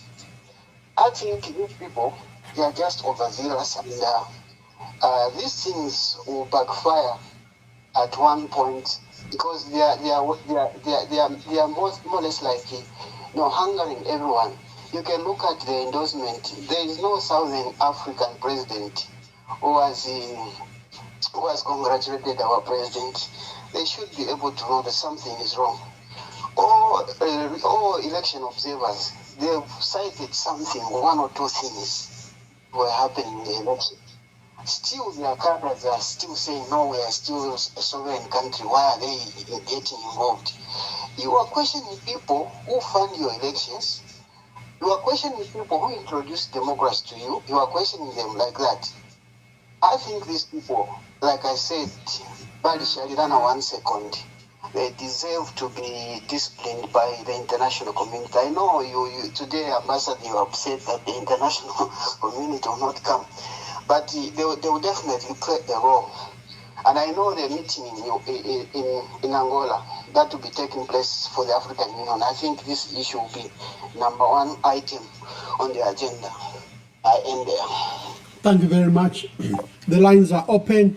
Make your contribution, make your call. Tuatuma wangu so that even the program you rest, we all rest, because as far as the program is on, you are also not resting. So let's quickly get your views and, you know, end the program. Hello, caller, please tell us your name and where you're calling us from and make your contribution. Anonymous from Lusaka. Thank you. Yeah, Mr. Mamba, I have questions concerning what is happening in Zambia. Now, HH has gone beyond the repair.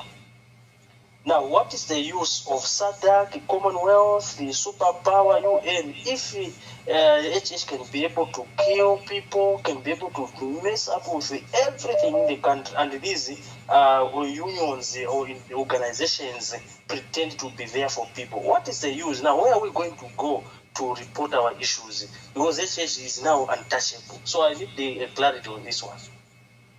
Thank you.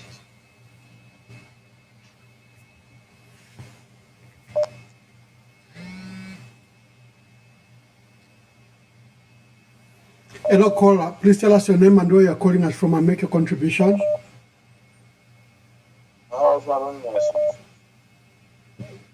Yes.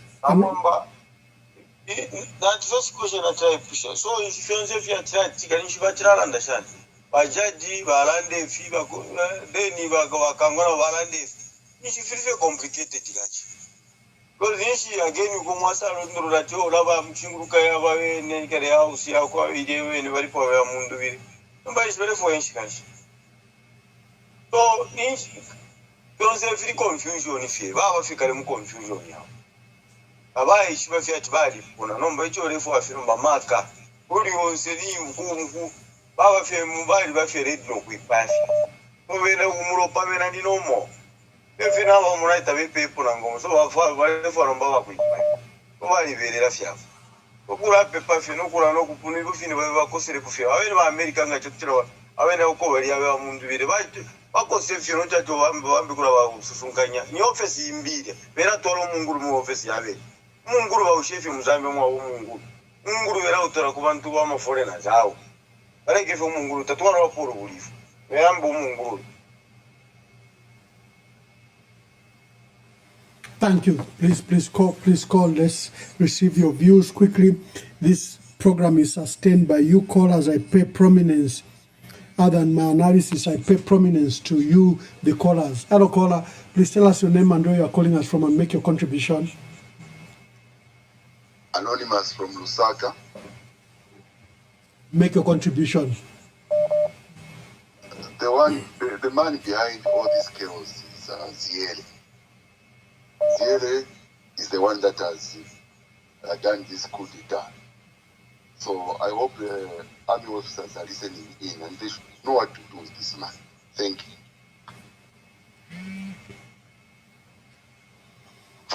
Hello, caller. Please tell us your name and where you are calling us from and make your contributions.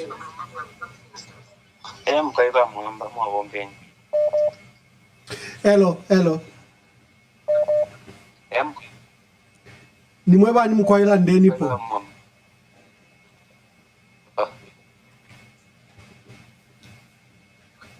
Hello, Bamwamba. Mkwaila ndeni ama mweba ni make your contribution. I'm quite anonymous calling from Undola. Hello. Ba anonymous, mshamune fo kulanda nangu yo. Mwambara na chako kulanda kona. Tatuishive fo kuteko wabantu abatukwete. Ngaba fiero kubantu, ngaba fiero kuisa mwanjini. It's very confused abantu. Twachumpa no mbali napa tawe petition na masumina na ya kuisa 40 they are follow that they will go on with the inauguration ceremony. So we don't know what's happening and what they are trying to tell the Zambian people, because the Zambian people, they have already known that petition it has gone through. Again, they are robbers posting that they will go on with the inauguration ceremony. So we don't know what's happening now. And the Vambokula Nguru number 40 who you in the Vambokula Twari Chuera Putia. Omunguru won't get a bachanda of previous scholar of Brother Baushinti Muzambio Queen, it's man and chair with your vibe. Would the Abachin to get from houses Yavana, they should have this some offices. They also have the question of says, please to a part. Abasheko to a to them, to them on its seat. Umbio Puba, Shebo, Babu comes and the Yampurator of City. I thank very much, Rama. Thank you very much. Hello, caller. Please tell us your name and where you are calling us from and make your contribution.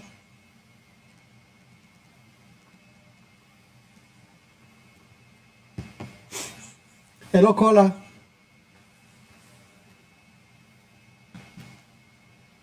Hello, caller. Oh.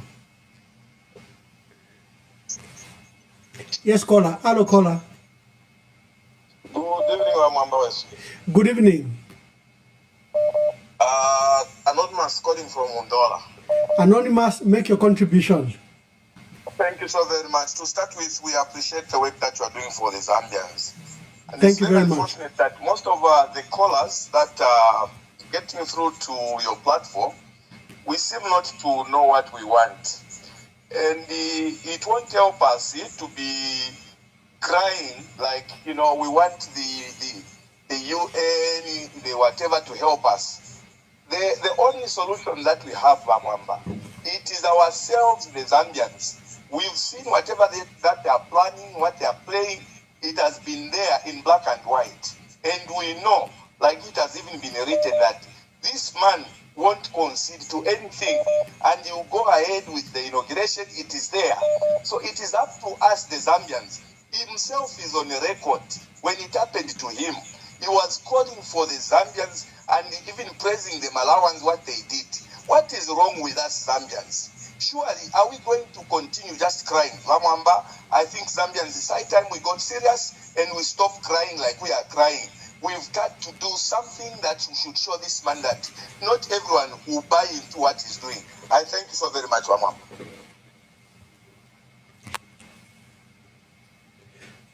Hello, caller. Please tell us your name and where you are calling us from and make your contributions. Hello, caller. Hello, caller. Please tell us your name and where you are calling us from and make your contribution. Yeah, giving through your contribution, this anonymous getting Dante affiliate sticker. Kateka Bachino Chalo, we gave him opportunity. That was in 2016. And they failed to deliver in these 5 years. And majority of Zambia, let me say 80%, were sad because we did not vote for him. He shouldn't force him to be our president. So he should allow that petition to go through, because even today or tomorrow, if they can allow to have a re-election, he will lose by 30%. Not a who are appealing as Zambian, who are crying, who are suffering. HH has killed a lot of people. We call upon the AU to come for our cry. Please, please, please, Mr. Mwamba, continue with what you are doing. We are so grateful. But one thing is, we are not happy with his leadership and we don't want him. He shouldn't force himself on us Zambians. Thank you. I end here. Thank you very much. Let me take 2 phone calls. I've got a special guest. Chandakazi has joined me from Canada and I want to hear his views. Let me take...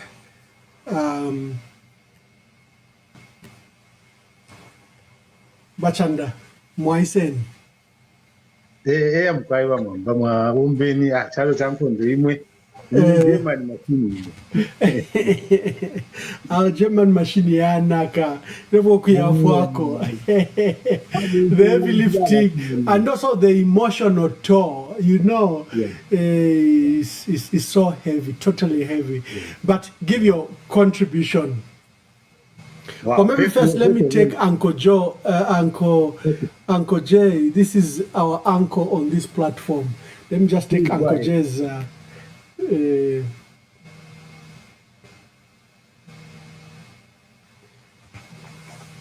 Uncle Jay, make your contribution. Yes. Thank you very much, Ambassador Mwamba. And unfortunately, we are living in a time that we never thought would actually live in. I think this one is actually played out. It is shocking to hear that State House would actually come out and say, no, the president did order the closure of the courts. I think the truth is written all over. That this was an instruction that was given to our judicial system, that they should not accept or allow any form of petition, because we saw it before that. We saw the military the days before that had surrounded that area. So we are really living in a time that as Zambia, we never ever thought would actually ever live in. What do we do as a people? We can choose as a people to say we don't want this, or we can actually live with it and say it's okay. But everything lies squarely on us. Our leaders did their part. They presented themselves. We really needed leadership. Remember how we struggled and we were looking forward to who would actually lead. And the two sons of Zambia stepped out, and the people followed. That this is the alternative. This is what we've been looking for. But unfortunately, we see what has happened. Those people can't fight anymore. It is up to us to stand up and say, we are not going to accept it. This will not allow you to destroy our country before our own eyes. People shed blood. You know, for me, these people have crossed the line. The killing of Mtoto Ikafuaya they crossed the red line. And it is up to us to decide. I want to agree with you when you spoke about having foreign entities having come into Zambia. There were certain videos. You know, we know ourselves. You know, when I meet a Zambian, be it in the States or anywhere, I would know the way we talk, the way we walk, you would tell, you know, and the way those soldiers were walking, the fact that they couldn't say anything, the fact that they covered their faces, really that plays right in our thoughts. there could be Tanzanians that could have come in Zambia and did that. They could have mixed with certain Zambian soldiers, but we can agree that indeed those were foreign entities that had entered and caused havoc in our country. I thank you, Ambassador. Hello, caller. Please tell us your name and where you are calling us from and make your contribution. Good evening, Ambassador. My name is Concerned Citizen. Concerned Citizen, make your contributions. No, thank you. First of all, allow me to thank you for your passionate debate today. Whether I don't know whether I can call it a debate, but your passionate speech today regarding how the situation is prevailing on the ground and putting it the way as it is. I think there's a misguided notion, like you've forcefully emphasized, that there will always be a hero from outside that will protect our rights. There's always be a hero from outside that will protect the democracy that we fought for, the democracy that we reverted to in 1991, as if it's the preserve of somebody out there to do it for us, when it's our responsibility. And also, there's a tendency of being naive and thinking that there are no other vested interests, that those friends from outside might supersede our interests. There might be things that they are looking for in Zambia that supersede and encourage them to look the other way. So it's a very timely call to action, and of one that I think we all need to seriously look into ourselves and see how we can move forward. Thank you. Thank you. Now I keep on getting annoyed with people saying, but where is the British High Commissioner? Where is the American ambassador? Where want to? That's not your duty. This is your democracy. It's your election. Hello, caller. Please tell us your name and where you are calling us from and make your contribution. Yes, I'm a mother. I'm contributing as a mother. Looking at these figures, that the powerful figures, the chairperson of the ECZ, the Chief Justice, the commander of the army, and the former president of Zambia. I tend to be, the people's voice or the power of the people is, at this point, was in the ECZ chairperson. And when Parliament was dissolved on the 13th of May, that saw the power of the president. He became a caretaker, so to speak. He is, even now, a caretaker. Then, after that, the people, there was campaign, the opposition leaders were raised and supported, they campaigned, and the UPND government, through President HH, had promised the Zambian people in 2021. And the Zambian people assessed him, they evaluated him and found that he has not delivered. So why should we continue with a person who has not delivered on their promise? And so, on the 13th of August, every Zambian, every responsible Zambian went to speak out. So I'm hearing everyone is saying, no, this is up to the people. I think we as the Zambians did what the Constitution demands me as a citizen to do. I went and cast the vote, which is my voice. And then that voice of the Zambian was suspended by the chairperson of ECZ, Mangala Zalomis. So our voices as Zambians have been suspended. And then, after being suspended, we see the army in the ballot rooms and boxes. What do I do? As I'm not a militia. Zambians are not militia. We are not trained to handle guns. We are trained to use the pen, which is mightier than the sword. So, and then those 4 pictures, I'm seeing the image of the former president, HH. What is his role in those 4 images? What is his role there? Because currently, the one who's running the country is the commander of the military there. So the role of President HH, the former president, is not there. If he doesn't know, he has no role in the foundations of the presidency. So the powers of the people have been hijacked by the ECZ chairperson. Now we are relying on the Chief Justice. What does the law say? Because now the last resort to salvage us from vouchers or whatever is the Chief Justice.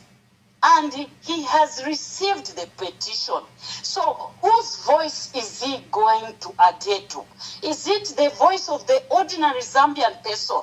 Because the petitions are from the people, not from the opposition leader who was sought to the people, and the people accepted him. Personally, as a mother, I voted for life for my children and my grandchildren. I voted for posterity, and that posterity is in Brian Mundubile. I cannot hide. My vote is not a secret. So, what do I do if the Chief Justice will not stand by me as mother who's given life? What will I do? What does the Constitution say? Are we going to accept that the commander of the military continues to keep the Constitution in his pocket? Is that what we are saying? Let us not talk about the Zambians. The Zambians are very involved. We went in numbers and we protected the vote. If some have been killed because of protecting the vote, I also risked my life. I was going to be killed by that same guy, Karufiani, whatever. But as a mother, I chased him away. He couldn't come near me. So now, our last hope is in the Chief Justice. What does the Constitution say? Because we cannot have a situation where we are being told that the inauguration is going on. Whose inauguration? Is it for the commander or for the commander of the army? It's an inauguration for who? That's my question. An inauguration for who? Because we, the Zambian people, are saying our vote has been stolen, and the Chief Justice is our last hope. We put him there to represent us, the people. Unless we've changed. The figure of the former President HH, the 7th Republican president, is he standing for the people or the natural resources of Zambia? Who is he trying to represent here? If it's the people, we've rejected him. So I want to know, what is the remedy? What does the Constitution say when the people reject someone? Do you need 1 million votes to impeach the one who wants to? What is the law saying? Though we know that the Constitution is in the pocket of the commander of the military, the army. But we as Zambians will not go in the streets because we will be shot at.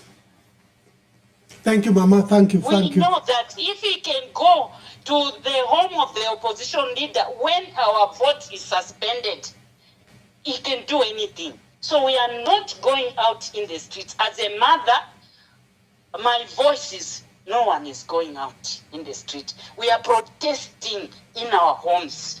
No one is going to celebrate. This is not the Zambia we know. We always celebrate our leaders. That is who we are as Zambians. That is our foundation. So the presidency is under attack. The foundation of the Zambian presidency is under attack. And the people have rejected those figures. The only last hope there is the Chief Justice. Please come to our aid. We, the people, are very active in the change. Thank you. Thank you very much. Hello, caller. Please tell us your name and where you are calling us from and make your contribution.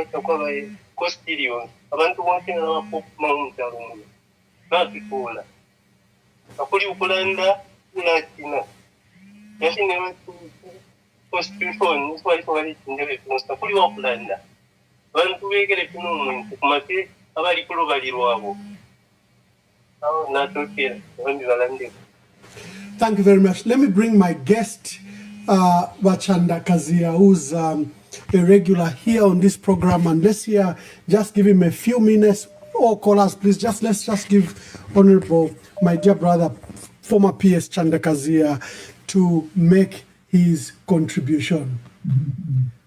Bachanda, make your contribution. Thank you very much, Ramamba. Thank you very, very much. First of all, I wish to appreciate you for the consistency. I know it hasn't been easy. You have been on time. You have a lot of, it's stressful. But again, the consistency of the messaging is what is bringing a lot of hope to many Zambians. It's the consistency of the message that you've been bringing. And also the facts which are verified. Once you bring information here, it is difficult for people to just argue. They will be in the groups, they will go, and they are all converging on the page and just going on unpalatables. One of the easiest signs of people that are failing to have a meaningful conversation and providing the alternative is when you see profanity. When you see the first thing the person doing is insulting people, demeaning, calling people very demeaning words, names and things like that, it gives you a sign. Now, coming to the issues that you have raised today, I would want to speak about one, the election petition, and also allegations of foreign entities and the close of the court. You know, when we had breaking news, I remember that was the day we had the breakfast in, breakfast news and the analysis. They were very quick to say that was not real. The next thing, people started complaining, wanting to see evidence. You threw out a video there of the actual premises of the court going on. And people now, the people started reacting to that message. Now, what was very funny, after that, I had some engagement with some of my colleagues that support the UPND, and I was telling them to say, you see, when you have run out of lies, you start to attack the truth and wanting the truth to look like their lies. And everyone was saying, no, the courts are not closed. Okay, very good. The courts are not closed. Let's go through the process. The first thing, you designate the court, the constitutional court, as a crime scene. Those yellow papers that were yellow things they were putting there and labeled crime scene. Then number two, you tell the workers to go home because they're not secure. Then the third thing, miraculously, the register is open. It's a crime scene. On that crime scene, workers have been told to go home, and then the register is open. And no one is getting there. We are not receiving petition. I was like, do you think people are really that stupid or that dumb that they cannot put two and two, one and one together? The level of deception, the level of manipulation. Once you say something that is true, or they see a loophole somewhere, they will jump on that, twist it, and start projecting it. Right, left, center. And one of the things that I appreciate about the Zambians is that even when you do that, they will tell you you are not telling the truth. And if you start forcing it, they'll be looking at you and start agreeing with you. Yes, yes, yes. Actually, yes, yes, yes, yes. But they know, we all know, that the courts were closed. And there's nothing that anyone can do to sugarcoat it. And now they start organizing their, I don't want to use offensive words here. I will not use them. I'm constrained. Some of the ill-informed cadres to start now talking about the electoral process, the court, that there was no one who stop it. They closed the court. And the Chief Justice is aware, he knows it.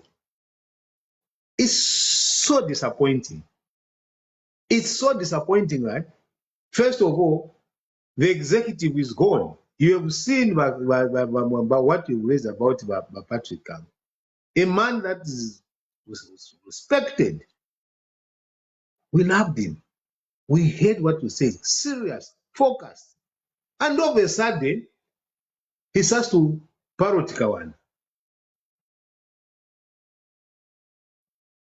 He starts to parrot Kawana. Why? The executive is gone. The legislature gone.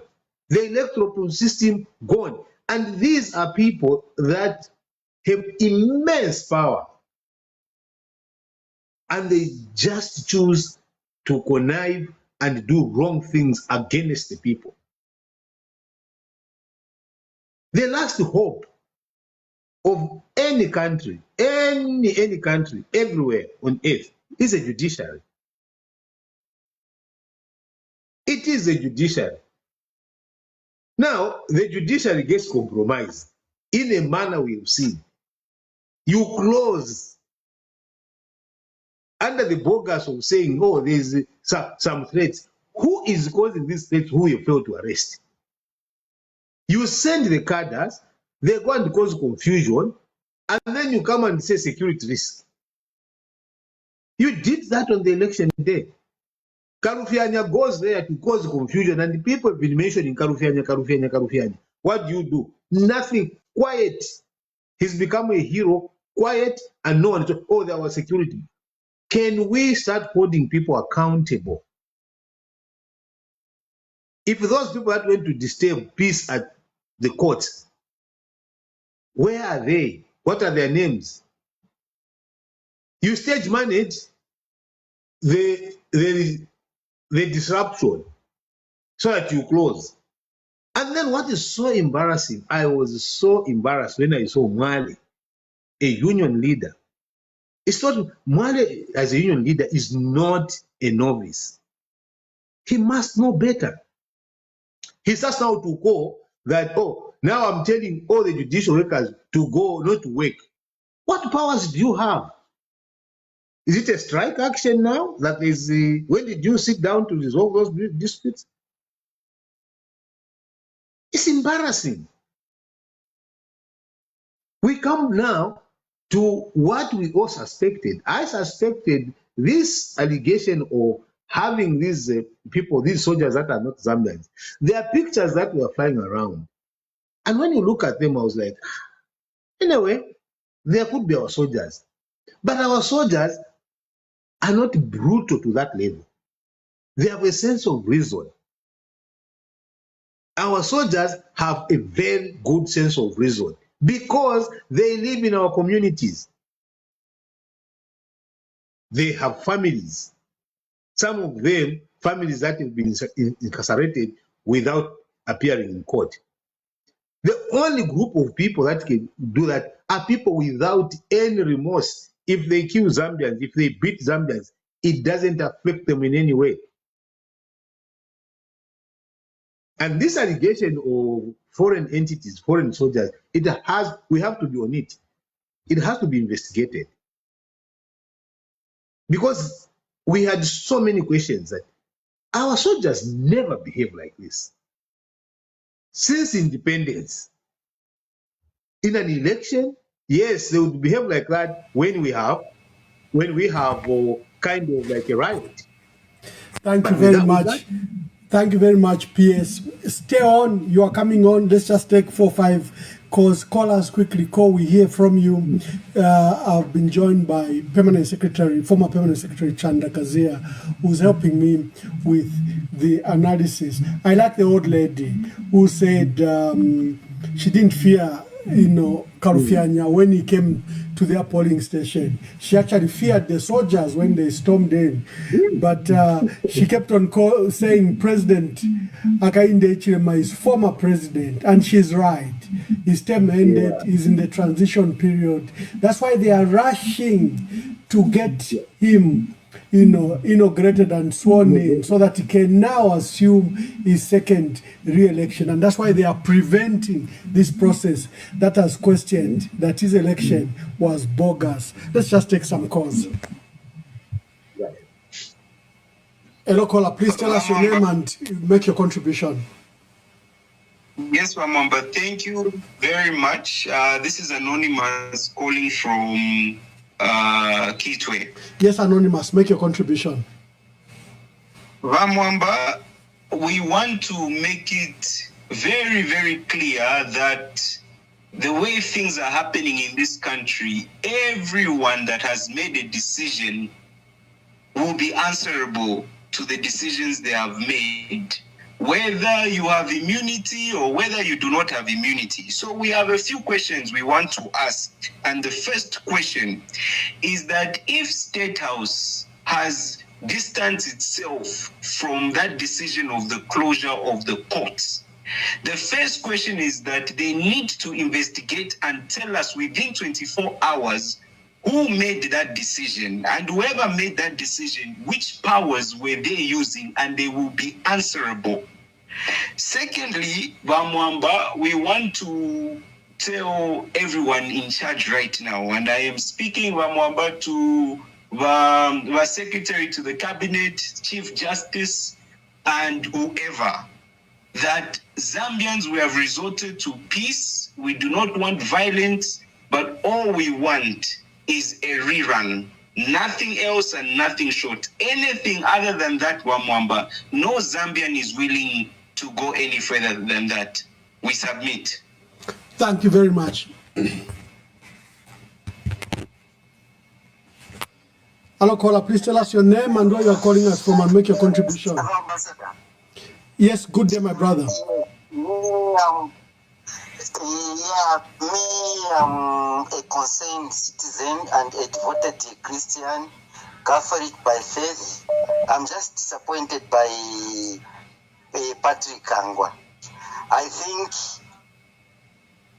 tomorrow he should go and get confession, and he must not be in the Eucharist, because we all know that Patrick Kangwa is a devoted Catholic.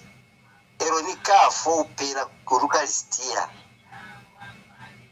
nikafo ku church if for a Catholic to watch that depend by the 10 commandments, we have a pogo fee.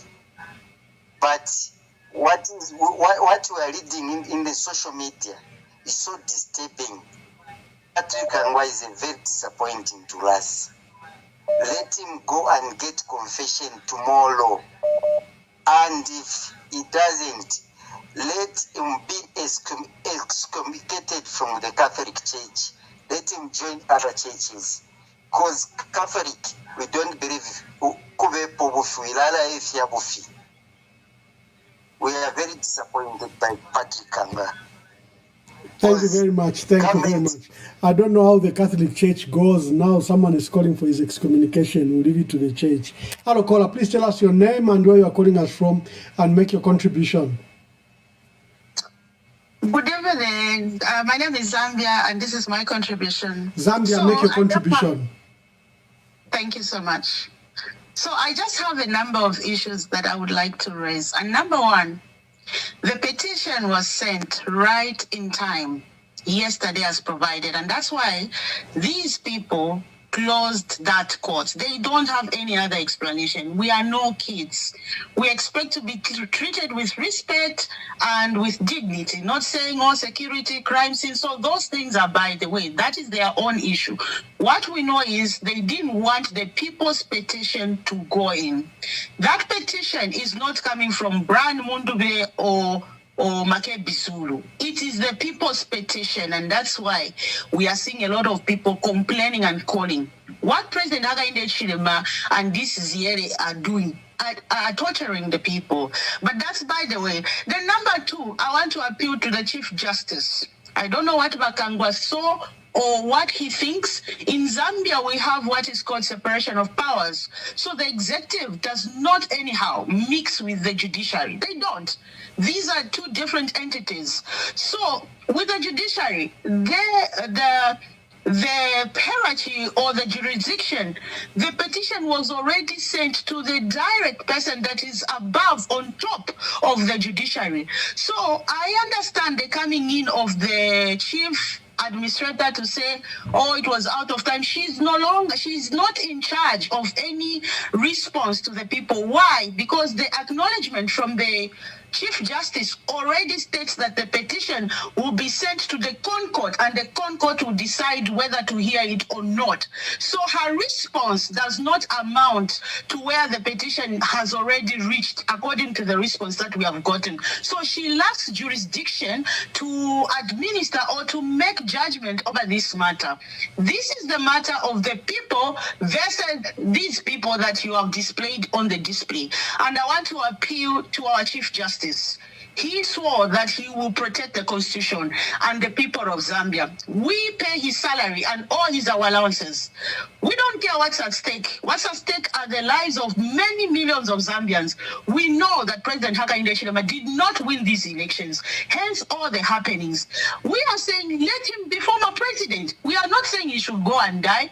No, he can always be former president and let other people also take authority. Also, in law, there is something called a reasonable man. These people closed the courts. They closed all modes of communication. The Chief Justice understands about the postal rule and what it says. For example, if yesterday this petition was sent even via DHL, so long as someone had a receipt and they say we have sent it, even if it never reached the court, the law says that thing is valid. He knows, and all these people, they know. So he received it right in time. They cannot play this thing they are doing. The inauguration must not go through because it cannot go through. This is what the Constitution demands. You cannot go in and swear in a man using a Constitution that you are insulting day and night. It's never done.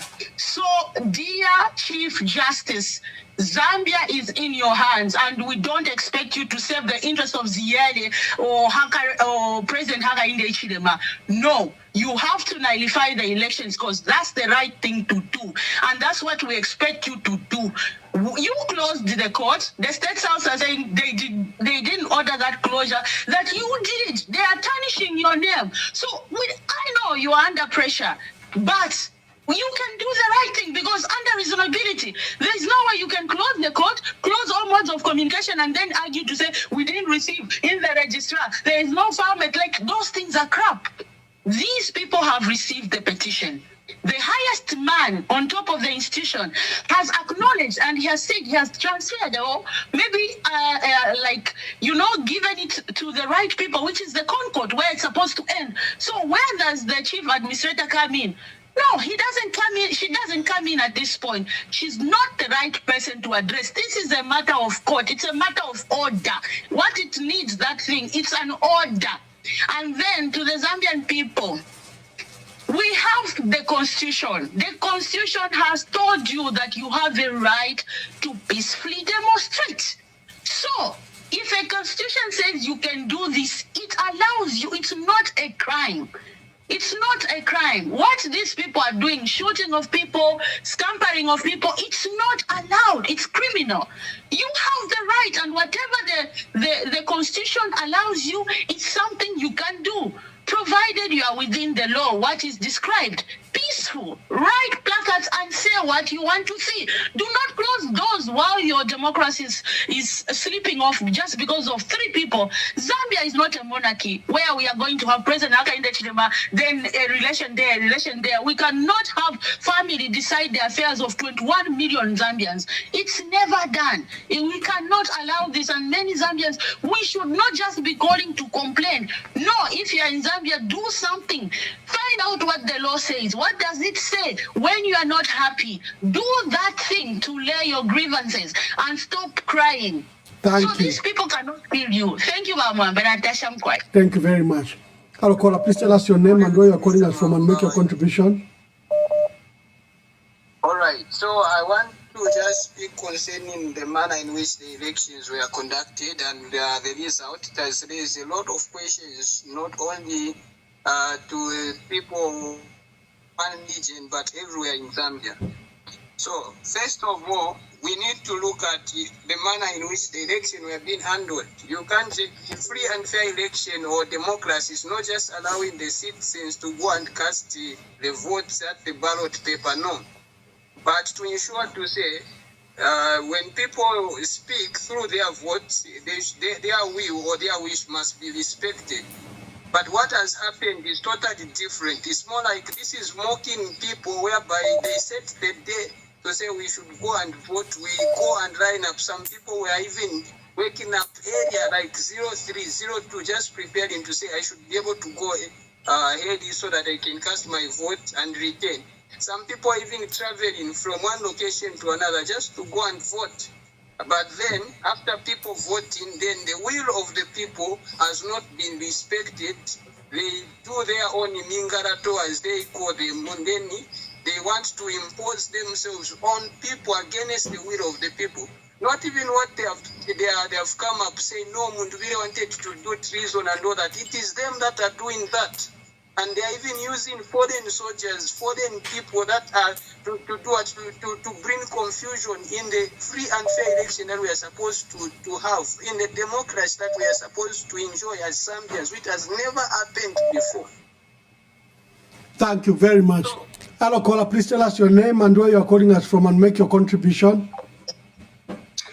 Ambassador Mwamba, thank you so much for the work you're doing.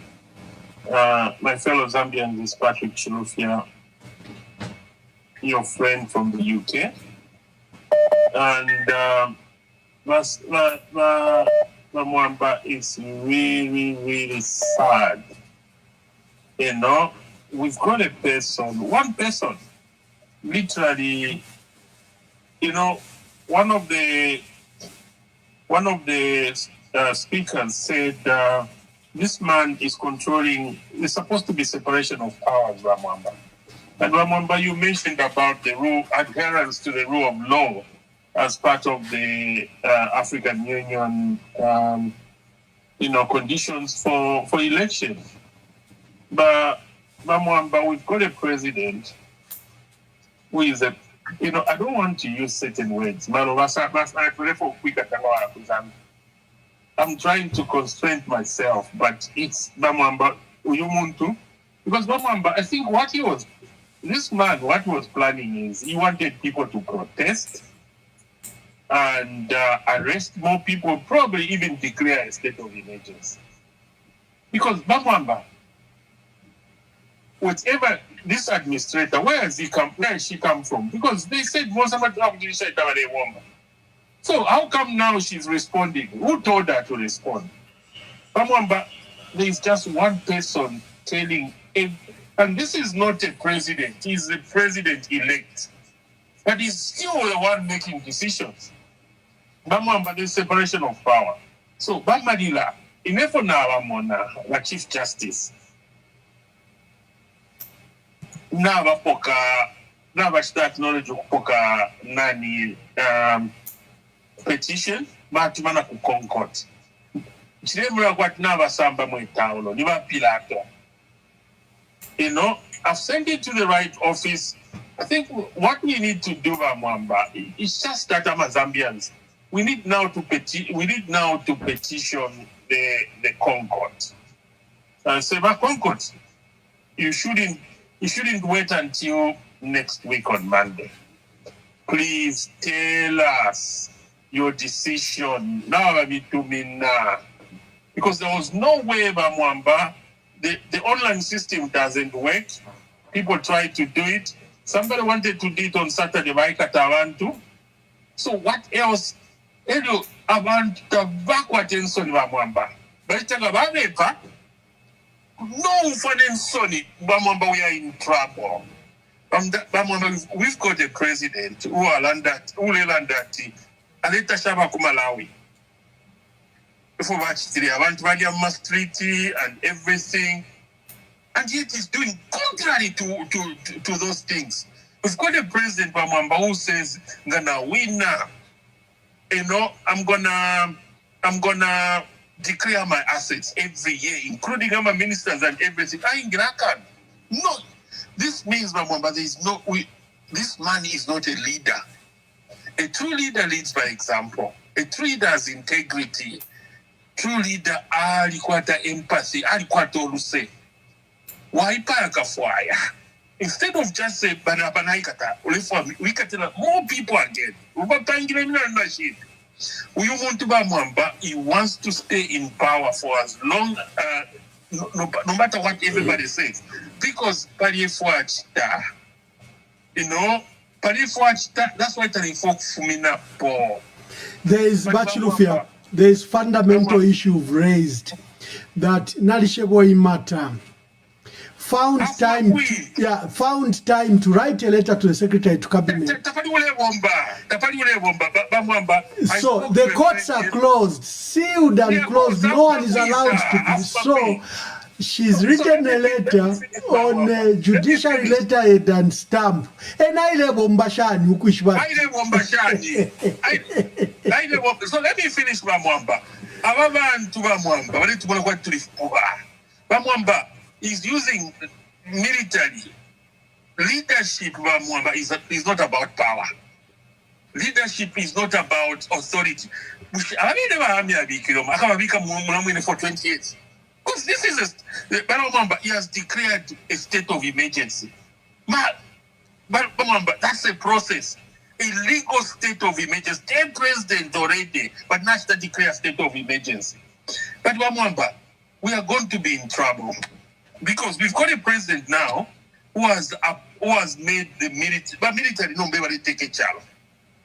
He's gonna be spending more money on military. Tanzania, 125 vehicles in his convoy, in a convoy from the airport. How much money is that? We are now officially a military state. You know, Prime Minister Waku, one of the Prime Minister Waku, Nami to be a video, you need to play it around by you. One of the Prime Minister Waku Singapore, that when we reach a stage like this, there is corruption from the top to the bottom. There is nothing you can do unless men have integrity, leaders, they mount a leadership revolution. You know, Bamwamba, the mediocrity happening in our politics needs leadership. And Bamwamba, arrangira mwataka teke chalo kutinya abantu. For how long? Because Bamwamba yumuntu lomba akalatina vena shadow yakwe. How are you going to rule chalo ulino mwenso bamilisha basaba nkonke? Ngaumfata kamuwingwi haikata abantu atukuli bamilisha. What kind of a president are you? Fish uletina, fish watch star. You know, Bamwamba, fish watch star. Nimo pani, uletina. Bamwamba, who single source? Epona ishile mwena ti umuntu ashupa. Who single source $1 billion deal? Who single source $15 million Rothschild?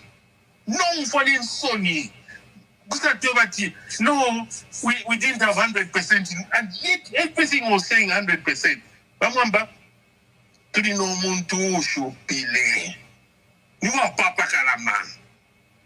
And, is prepared to kill. Tatua kata baba sojo kuingira mu polling station. So Bamwamba gatwatwai, kane we demand a revolution. We're not, when you say a revolution, I'm talking about a peaceful revolution, leadership revolution. We need to demand a revolution, so we can't have this kind of this mediocre leadership. Bamwamba, not even 2031. But if Kachitiko bali randa wa diswani sokare, at up to 2090, bali plan na.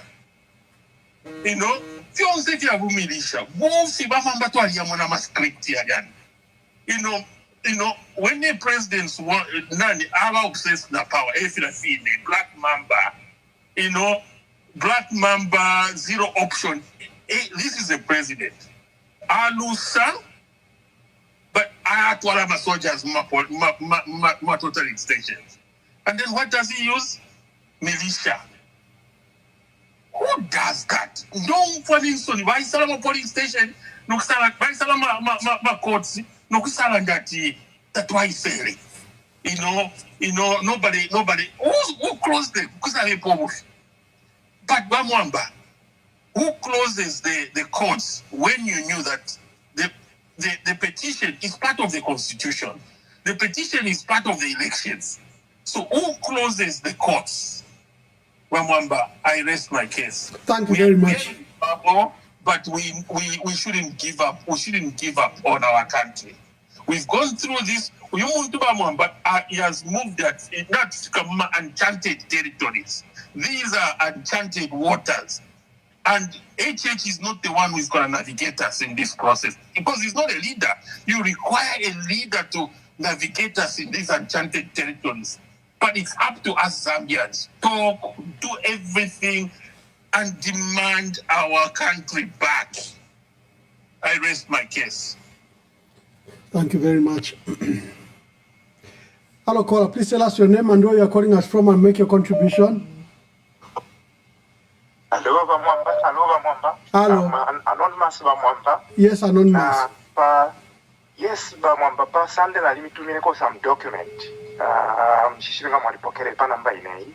But anyway, kukuwanu Bamwamba ni nchi walantu walembengi walefo kutuma.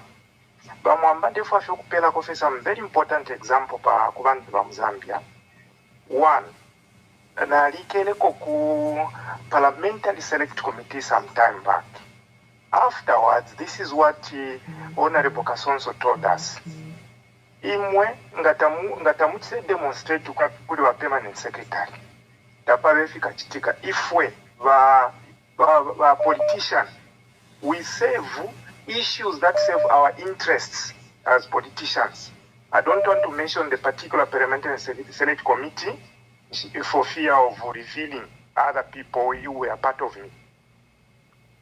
Now, what I want to say, Bamwamba, is that Zambians don't know what is against them.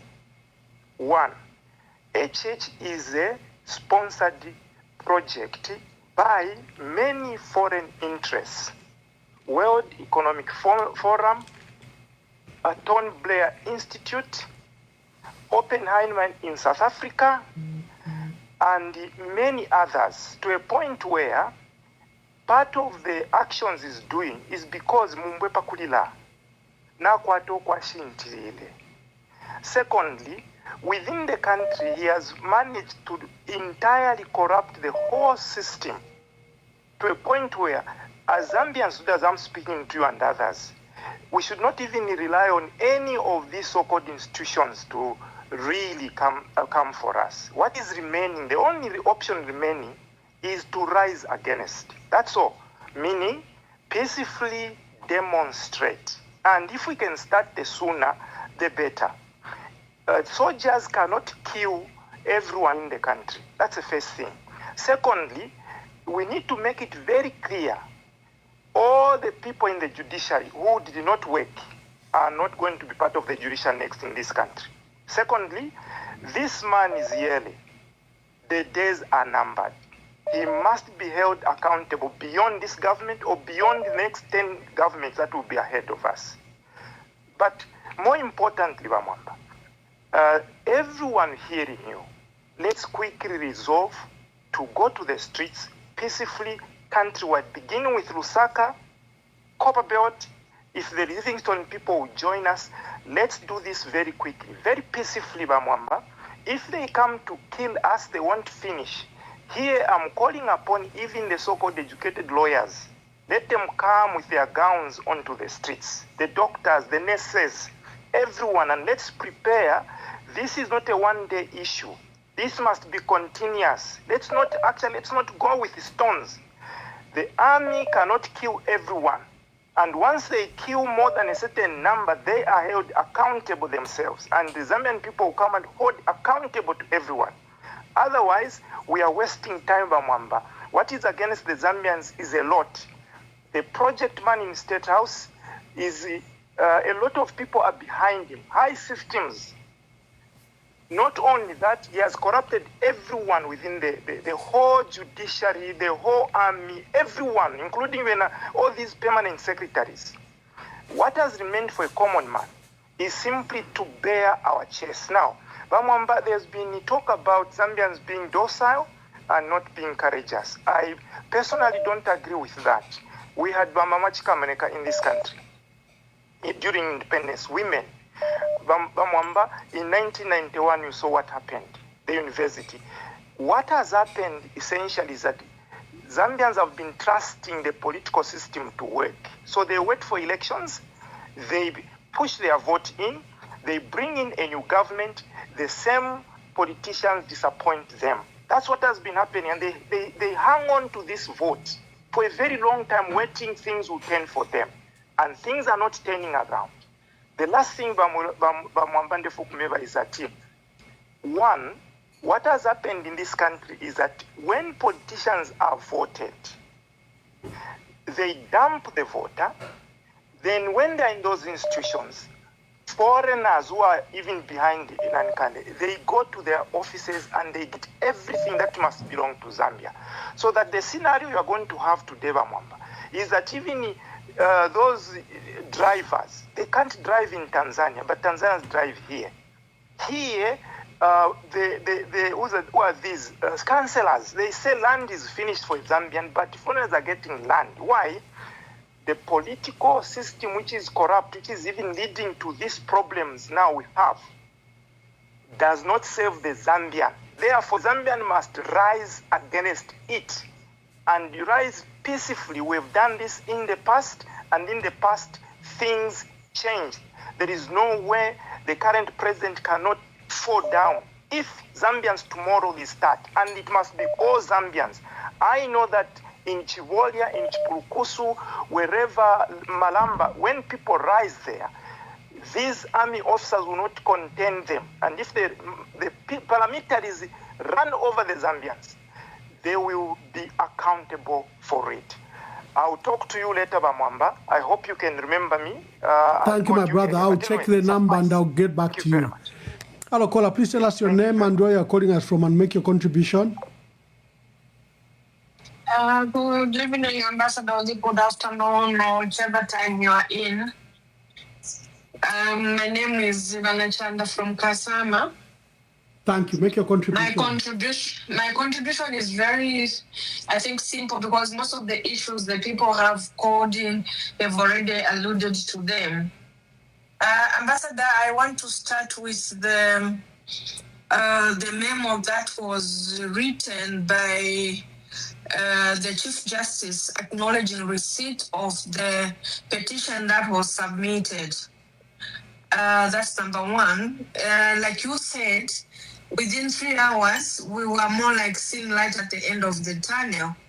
But then, within few minutes, the whole M23 was quiet, if you noticed. And then 2 minutes later, I saw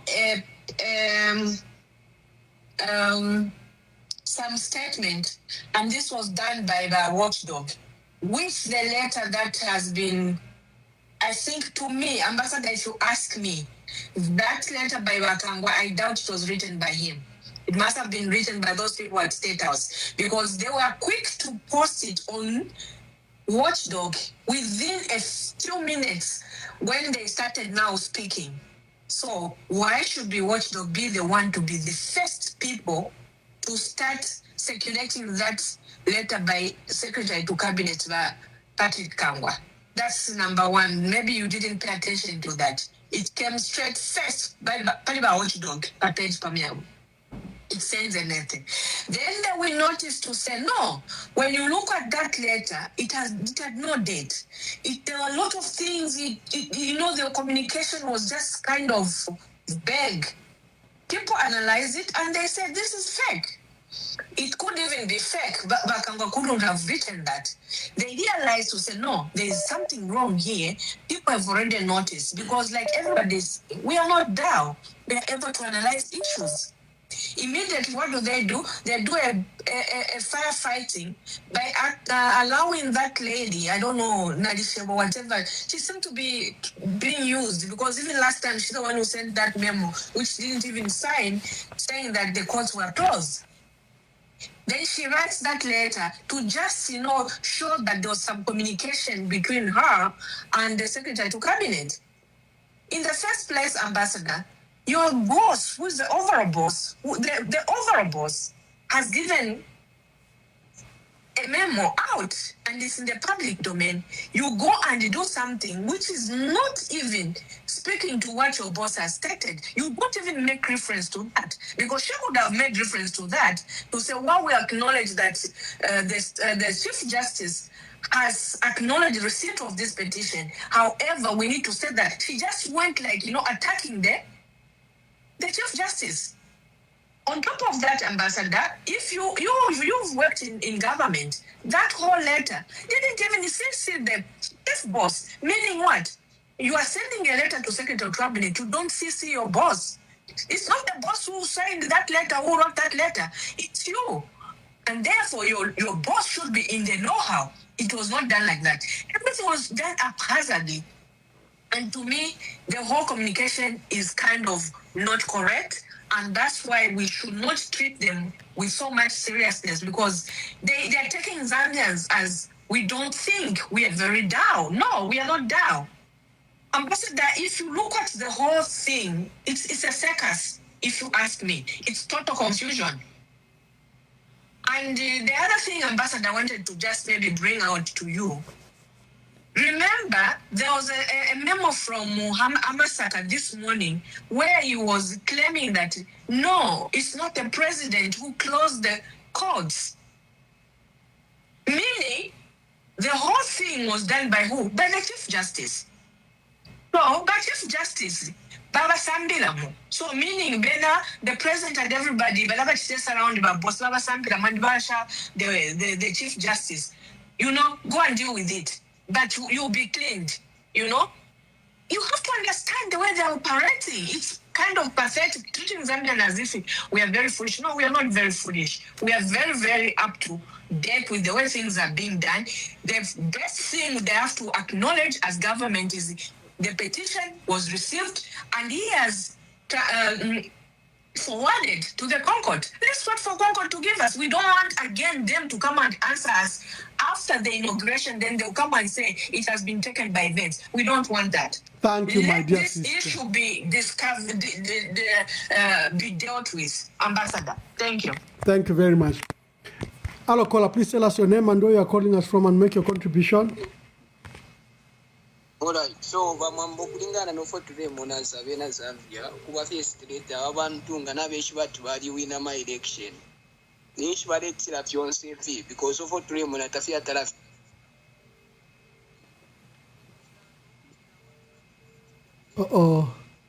Have we lost our caller? Hello, caller. Please tell us your name and where you are calling us from and make your contribution. Yes, my issue, sir, is this. You are doing a commendable job, but the safety of people in Zambia to help with your efforts are limited. We don't have the initiatives and the safety. Hello? Yes, you are on. Yes. We don't have the safety and the initiatives to mobilize ourselves to add the voice to what you are doing. What you are doing is prudently correct in the eyes of God, in the eyes of man, and in the eyes of everybody else, including the observer missions. But where would we start from as ordinary citizens? Even if we just say, let's go and do a peaceful demonstration, you know what the end result will be. Because everybody is restrained. So everybody is asking, how can we help by Emmanuel Mwamba, my brother? How can we help you as we are suffocated here where we are? We don't have peace. No, my brother, let me make it very clear. You are not helping me. It's not about Emmanuel Mwamba. Me, I can do other things. We do this for our country. Yes, we don't do it for ourselves or for our benefits.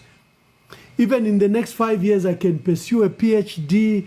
I can do other things. But it's a love of our country why we do what we do. It's not about me. Don't even cry for me. Like the Lord Jesus Christ told those women that were crying for him. He says, no, cry for yourself. This is about our country and yourselves. It's not about me. I thought I could just clarify that. Hello, caller. Please tell us your name and where you're calling us from and make your contribution. Thank you, Mutale. Make your contribution. First and foremost, if the information that those are Tanzanians, it's a very, very sad development for Zambia. There was no need if Tanzanian soldiers were coming as peacemakers, well and good. But they are coming, or they are in the country as militia. So you have somebody who's claiming that there is a militia, and yet he is the one actually providing militia on a harmless citizens. No citizen or even on Mduvire's camp. So that should be condemned at the highest level. To the Chief Justice and all members of the judiciary, let them hear the voice of God. What is it that the Zambians want? When you look at everything that is happening today, you can tell that the judiciary has been swallowed by one person, and that is HH. The army has been swallowed by one person, and that is HH. So I just want to add my voice that the judiciary should do the right thing. We have the former President Kaunda, who had 2 or 3 years before his tenure of office. But because he has a heart for Zambians, he gave it away for the betterment of the country. So everyone has got connections. Everyone can do whatever they want to do. So this government and their church should not push people to do wrong things. Yes, we are calling for people to stand and rise, but they should not push people against the goodwill. Thank you. Hello, caller. Please tell us your name and where you're calling us from and make your contribution. Yes, Mr. Mwamba. This is Mr. Charles from Zambia. Yes, Charles, make your contribution.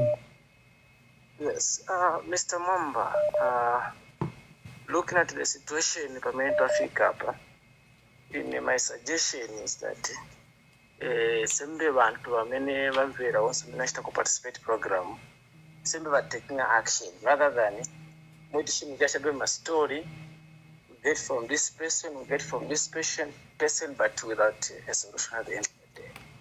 So in a suggestion yanga nyakuti, abantu sembe totenga chabe action. Totenga action, we approach the government. The government, it is because of us, and they are there because of us. So, you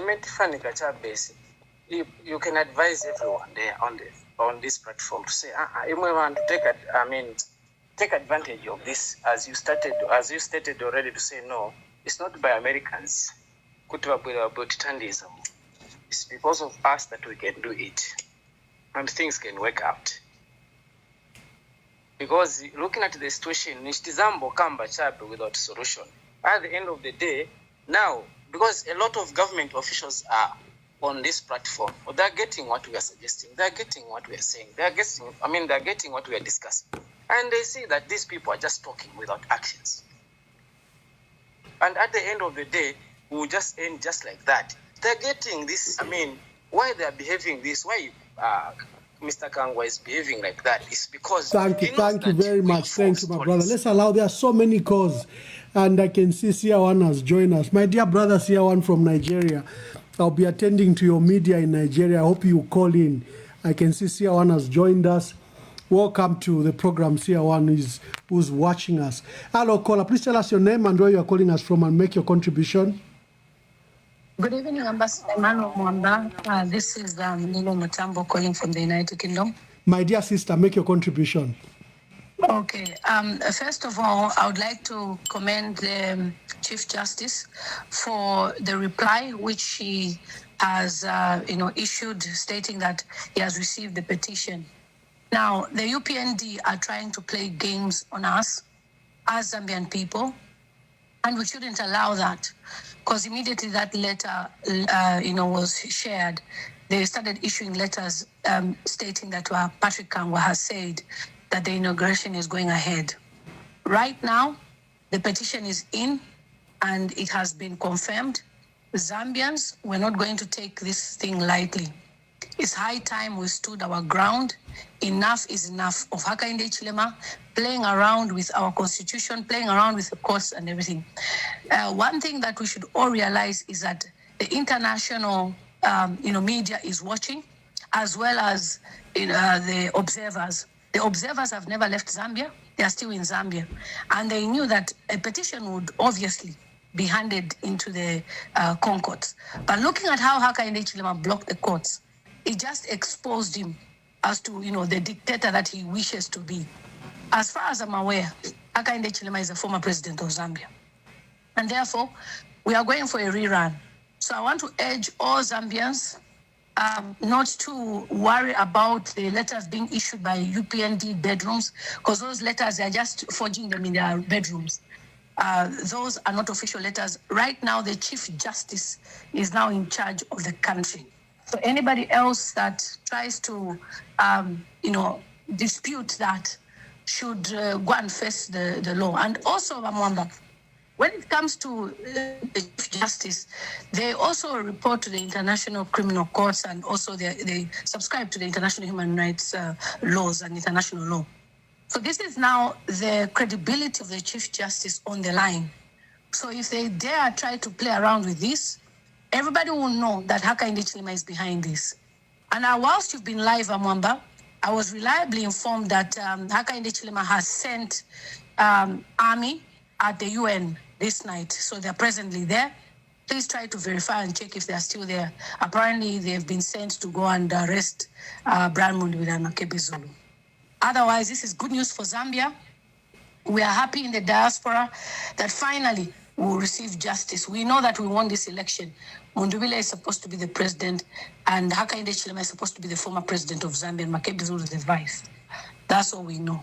Please, let us not even take any jokes with these UPND. People want to play around with us. They've been preparing the stadium for inauguration. It's no longer going to happen. Just pack your bags. We're not going to tolerate all this. We're going for a rerun, for a free and fair election. Thank you, sir. Thank you. Thank you very much. What I can confirm is the presence of soldiers, heavily armed soldiers, at entrances of the city. We know that at Westwood in Makeni, and now someone has also said that State Lodge, and someone has said on Great East Road. So they've barricaded the entrances and exits of Lusaka. We don't know what is happening. We are aware that there have been negotiations between the United Nations Special Rapporteur and the state. The state has insisted that Brian Mundwila and Makebi Zulu must be surrendered to the police, while the UN have said they should be allowed to go to a third-party entity, either an embassy or a third-party country, because you cannot surrender people to one who wants them in the gallows, who wants to give them trumped-up treason charges, who wants to give them trumped-up insurrection charges. Thank you, Lily, for calling and for encouraging our people.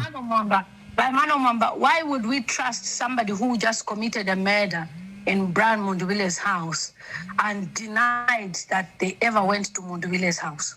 We have all their videos and statements on social media when they denied, where Tabo Kawana even went to the hospital to pretend like they didn't know about the death of our former minister. I was reliably informed by a surgeon that tried to perform surgery on Bamutoto Kafwa on that same Saturday. And he told me, unfortunately, he bled a lot. They couldn't save his life. So I kept on asking since last week, where is Mutoto Kafwa? Because I knew, and I didn't want to be the newsbreaker because of family issues. And also about Mwamba, I'm also quite concerned about Patrick Kangwa. It seems he's a very busy man.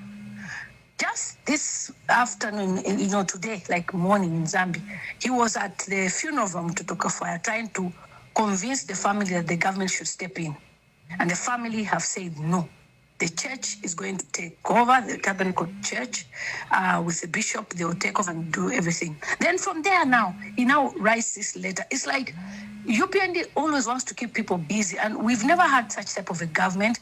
It's causing a lot of anxiety with the Zambian people, and that's why I told Zambian people a few days ago to say, look, your mental health is very important. UPND will stress you, but I think this season for them is over. They've tried to be desperate, and Zambia will never be Tanzania. As long as Zambian people voted and we're in a democracy, I don't think it's fair for UPND to go ahead with the inauguration, defying all odds of the Constitution and the fact that we filed in the petition. And that's the people versus Hakainde Hichilema and the small boys. The small boys, which is Yale Hamaundu, and the few that he runs with. This time, everybody is watching and monitoring. Is our constitutional court going to be fair? BBC is watching, CBC, SABC, CNN, the whole world is watching. This is now your time to show yourself, prove yourself, Mamalila. Just like the Kenyan judge proved himself a few years ago, you too can redeem yourself from this rogue regime. It's over for them. UPND must go completely. Thank you so much. Thank you very much. Hello, caller. Please tell us your name and where you're calling us from and make your contribution. Endita. Mwamba inekulia babakangwa festival ndera ndapo. Bakangwa ewa ma office baba president. Ponse wa president yopo barefo kuchitamano yabo batumako bakangwa. Mule ukishaba mwamba na mwale sta interview ba ICO. Ba ICO bali kwisha tubushe bupuba na ngumuri no buroshi. Bali letera ma confusion pali memoria yaba sata. Bantu bamobene abarefo ati ibere kwangirikana. Bantu bamobene abashopire na ba ICO. Twafumapo okuisa kwa mfo ya ba ICO agreement yali kusa Africa. Babura na bena baisa ku Zambia balemba agreement imbi no kuiberenga ifishiri fya ku South Africa. So nga twakonka sana abaho babo fya nshitaye onse epo ba president barefo okutefya bipe filifyons. So na ine nkarata balembere babebere fyo ko batiremba ine nkarata otwara konfya ine bakanji nkachitaso yayi teri ashiri akusekao. So what is important? Fue bantu maero twaranga kosaini ba mwambara ngufema ma sheti ya black na mwe bali mu town ne myotoka at least maero mukareri shafe mwe ba myotoka bonse ama uta maero yakalireko kairi fue bantu techituliri yao imyotoka kushalira amawutta yambye okulirako mu kyalo n'okufuula kwefyafiita tukiteko fefintu fyapusanako nga twafira okukita defend ibarefu okukita soyayi nomba tukakita shani defend nga babapeera amakaaba tukalwikala ishiteya kwima ninoyini wakasonde nabema nayefoka tuime n'abantu abaleisa pa bamwamba beraisa bamukola peera ama checks and balances ishtatema checks and balances kubikamu abantu kubafunyamu omwenso abantu beme beshi bensambu shabo tuime mairo pali petition batukisireko bakasonde tuime fwe bantu pako bati petition yikashiteshani ikaberengwe tuirolera fe bakasonde bali bomba mairo tukeme mumutaralira tuafora kona ma t-shirt aya black mwemisepera mwaimire zero filo kwa mkuvoti mairo tumwafiro kufora t-shirt ya black no kwambo kwenda mumusebo katukafora ma t-shirt ya black no kwambo kwenda mumusebo tatu akapange fyo ngwawe. Enough is enough. I submit Wamwamba. Thank you very much.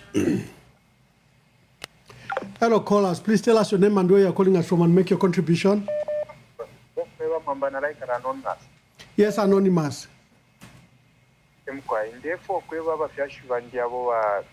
Chief Justice. I'm sure kuri program. Please, whoever fiashes. Whoever puppet whoever president waka engage. Because imichitire mwatampo okuchitiramo muno mukyalo ama puppet baba againde ekirema n'abafula ero bale bonfya bonse bali fema puppet. Please mweba fyashibesha nga fwe bana kukula twala ikalashani abashikukulenu abatule fyala bena bakesasa kwa kukyalo kya Shamsango shani. Please twafweni twalira bonse kukyalo kyonse ekyalo kirerira.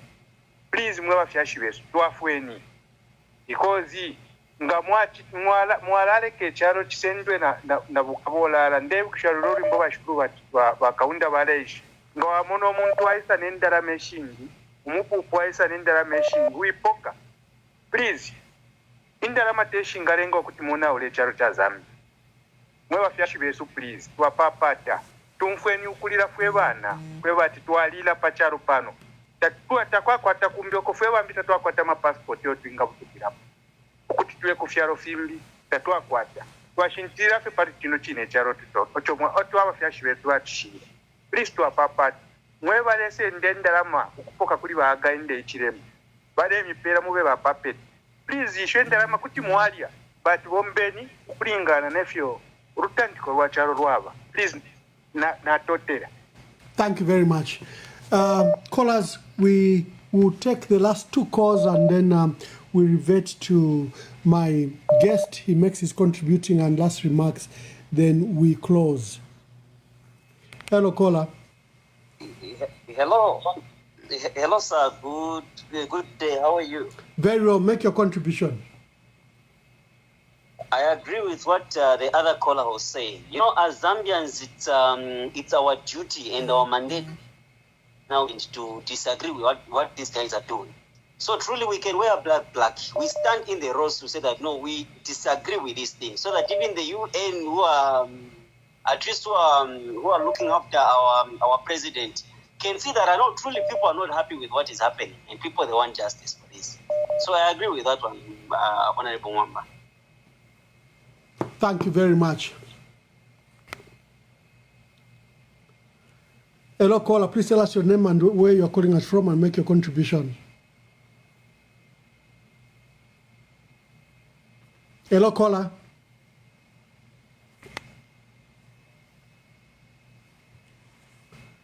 Hello, caller. Please tell us your name and where you are calling us from and make your contribution.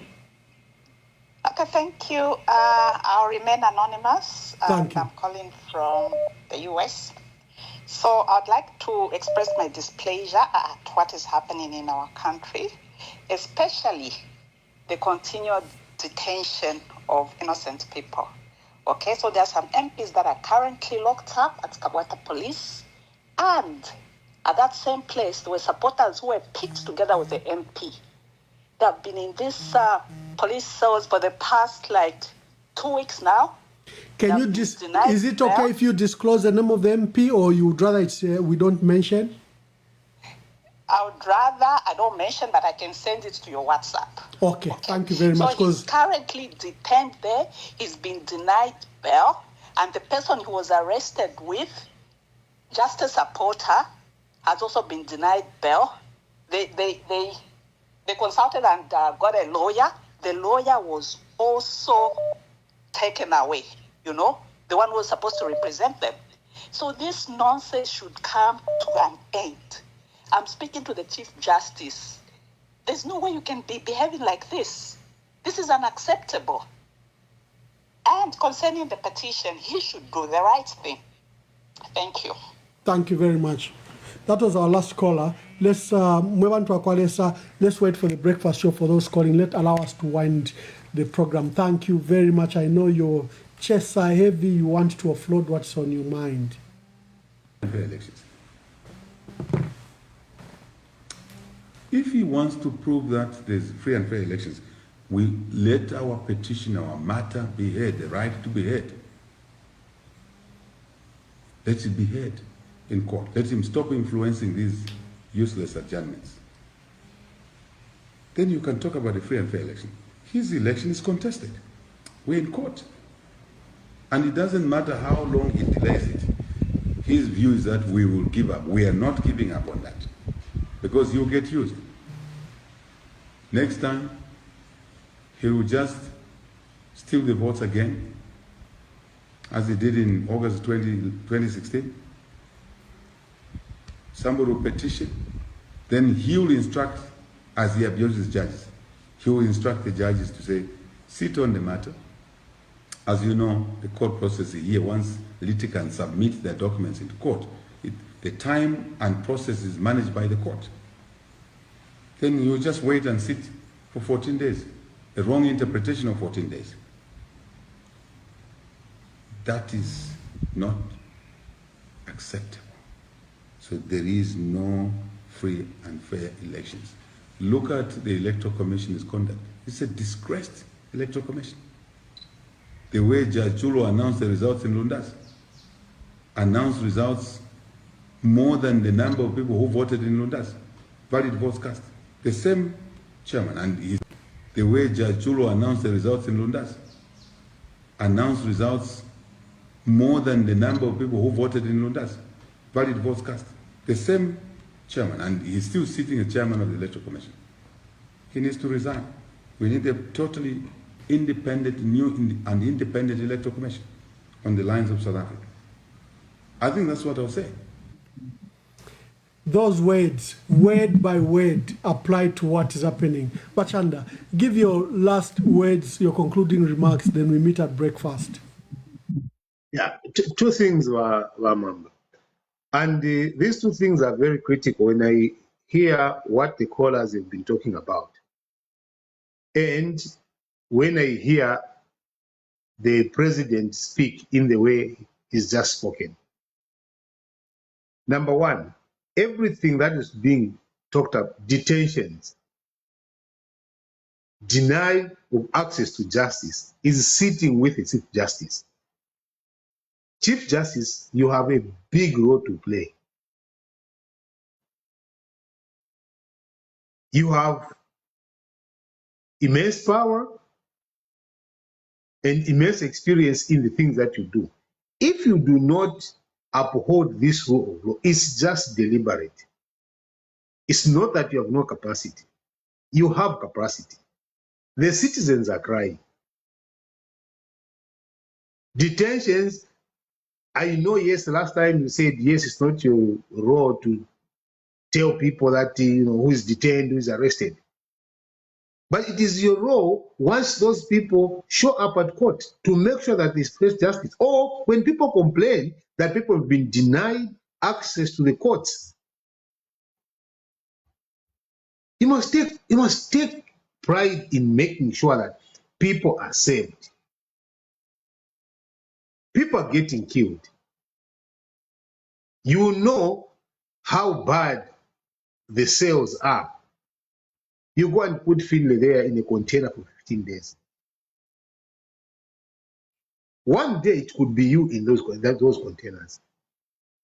Why are you being so inhuman when you have the power to save the people, you swear, you guys swear, you swear to protect the Constitution. You have never paid allegiance to any person. It's the Constitution that you paid allegiance to. Make sure this petition goes through. Let people have a day in court. Let people present the evidence that is there. You can't allow the fear of the president, the current president, to blare the entire country and the entire judicial system. You have a responsibility to correct that.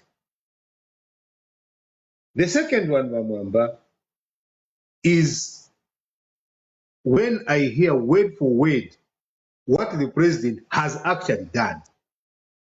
He has given us exactly his blueprint. He has instructed the judiciary. He has done everything word for word. One of the things that has been easy for with the President HH is to know his thoughts from the past. You will see his action now because he would explain what he thinks the friends are doing. He will explain in graphic detail of what is happening. And then when it is done, we say, oh, no, it's not him, he's not involved. No, President, you're involved. You are involved. The people that are surrounding you are not helping you. They are not. They will abandon you when it matters most.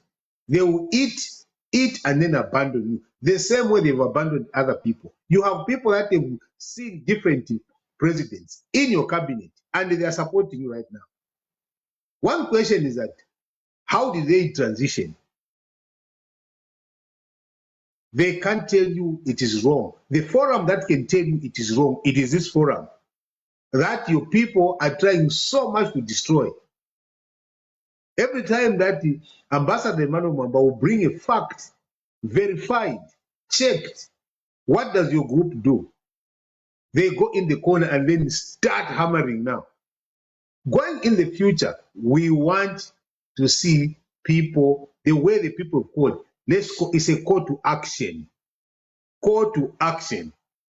There must be some form of messaging sent to this government. I agree, we must protest. The protest must be there. Dress up in black. Don't break any property. Do not cause violence. No violence whatsoever. But you have a right to protest. The president himself has indicated, like he has given an example for Malawi. People went in the streets and protested. There is no one, like Ambassador said, who is going to come from anywhere to come and sort out these matters. It will not happen. This matter is a Zambian matter, and the Zambians must stand up and say no. We must say no to tyrants. Tyrants have no place in Zambia. Please, Zambians, this is a call to action. I thank you, Amamba. We will see you at the breakfast time. Thank you very much. Thank you very much, PS. Thank you.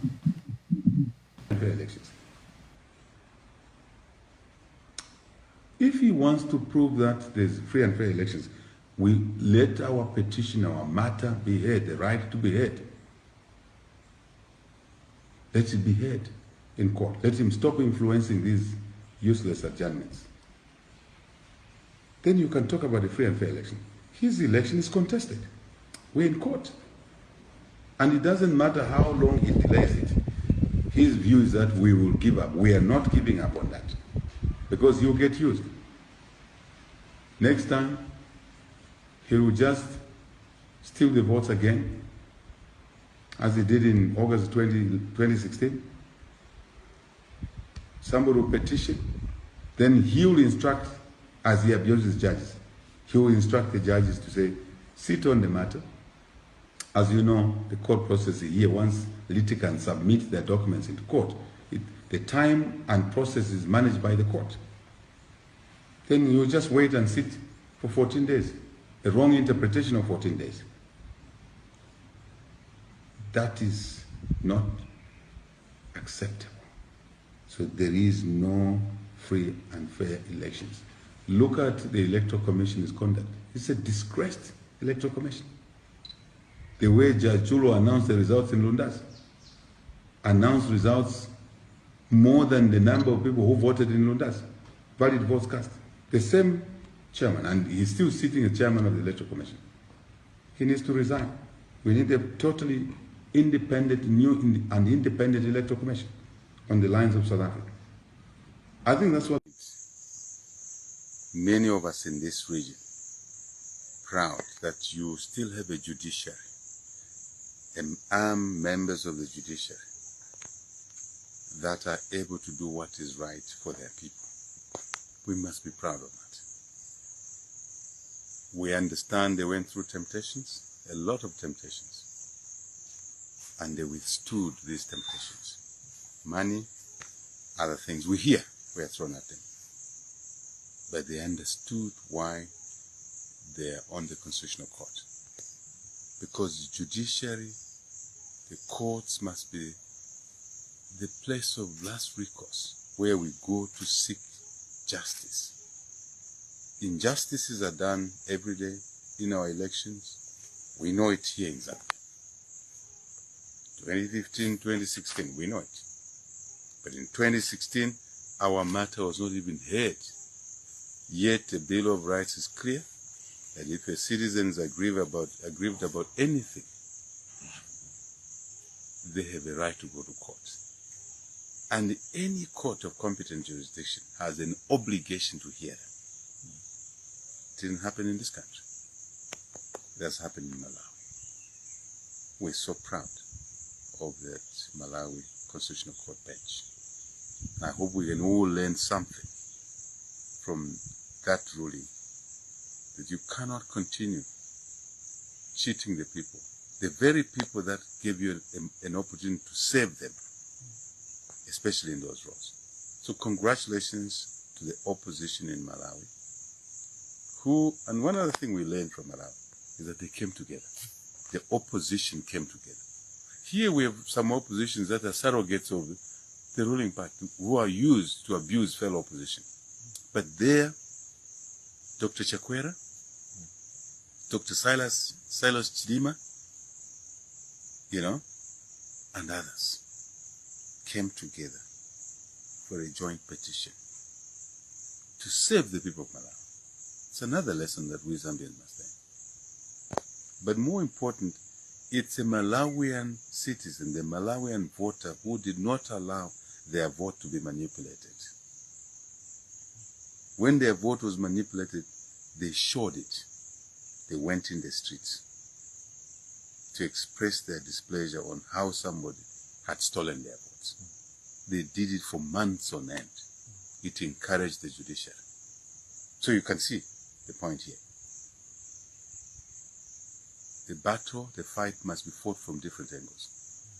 And the citizens have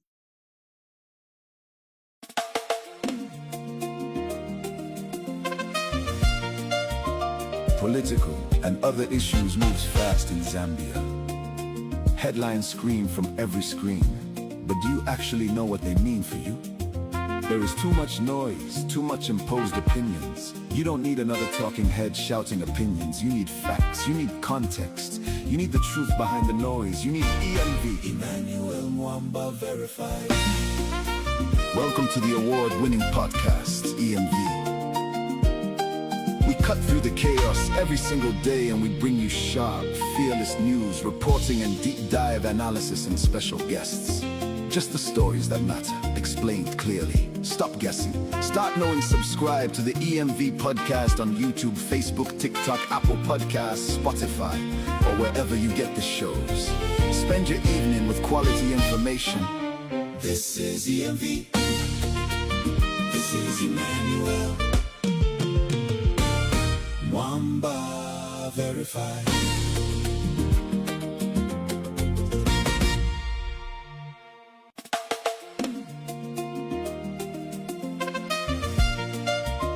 Political and other issues moves fast in Zambia. Headlines scream from every screen, but do you actually know what they mean for you?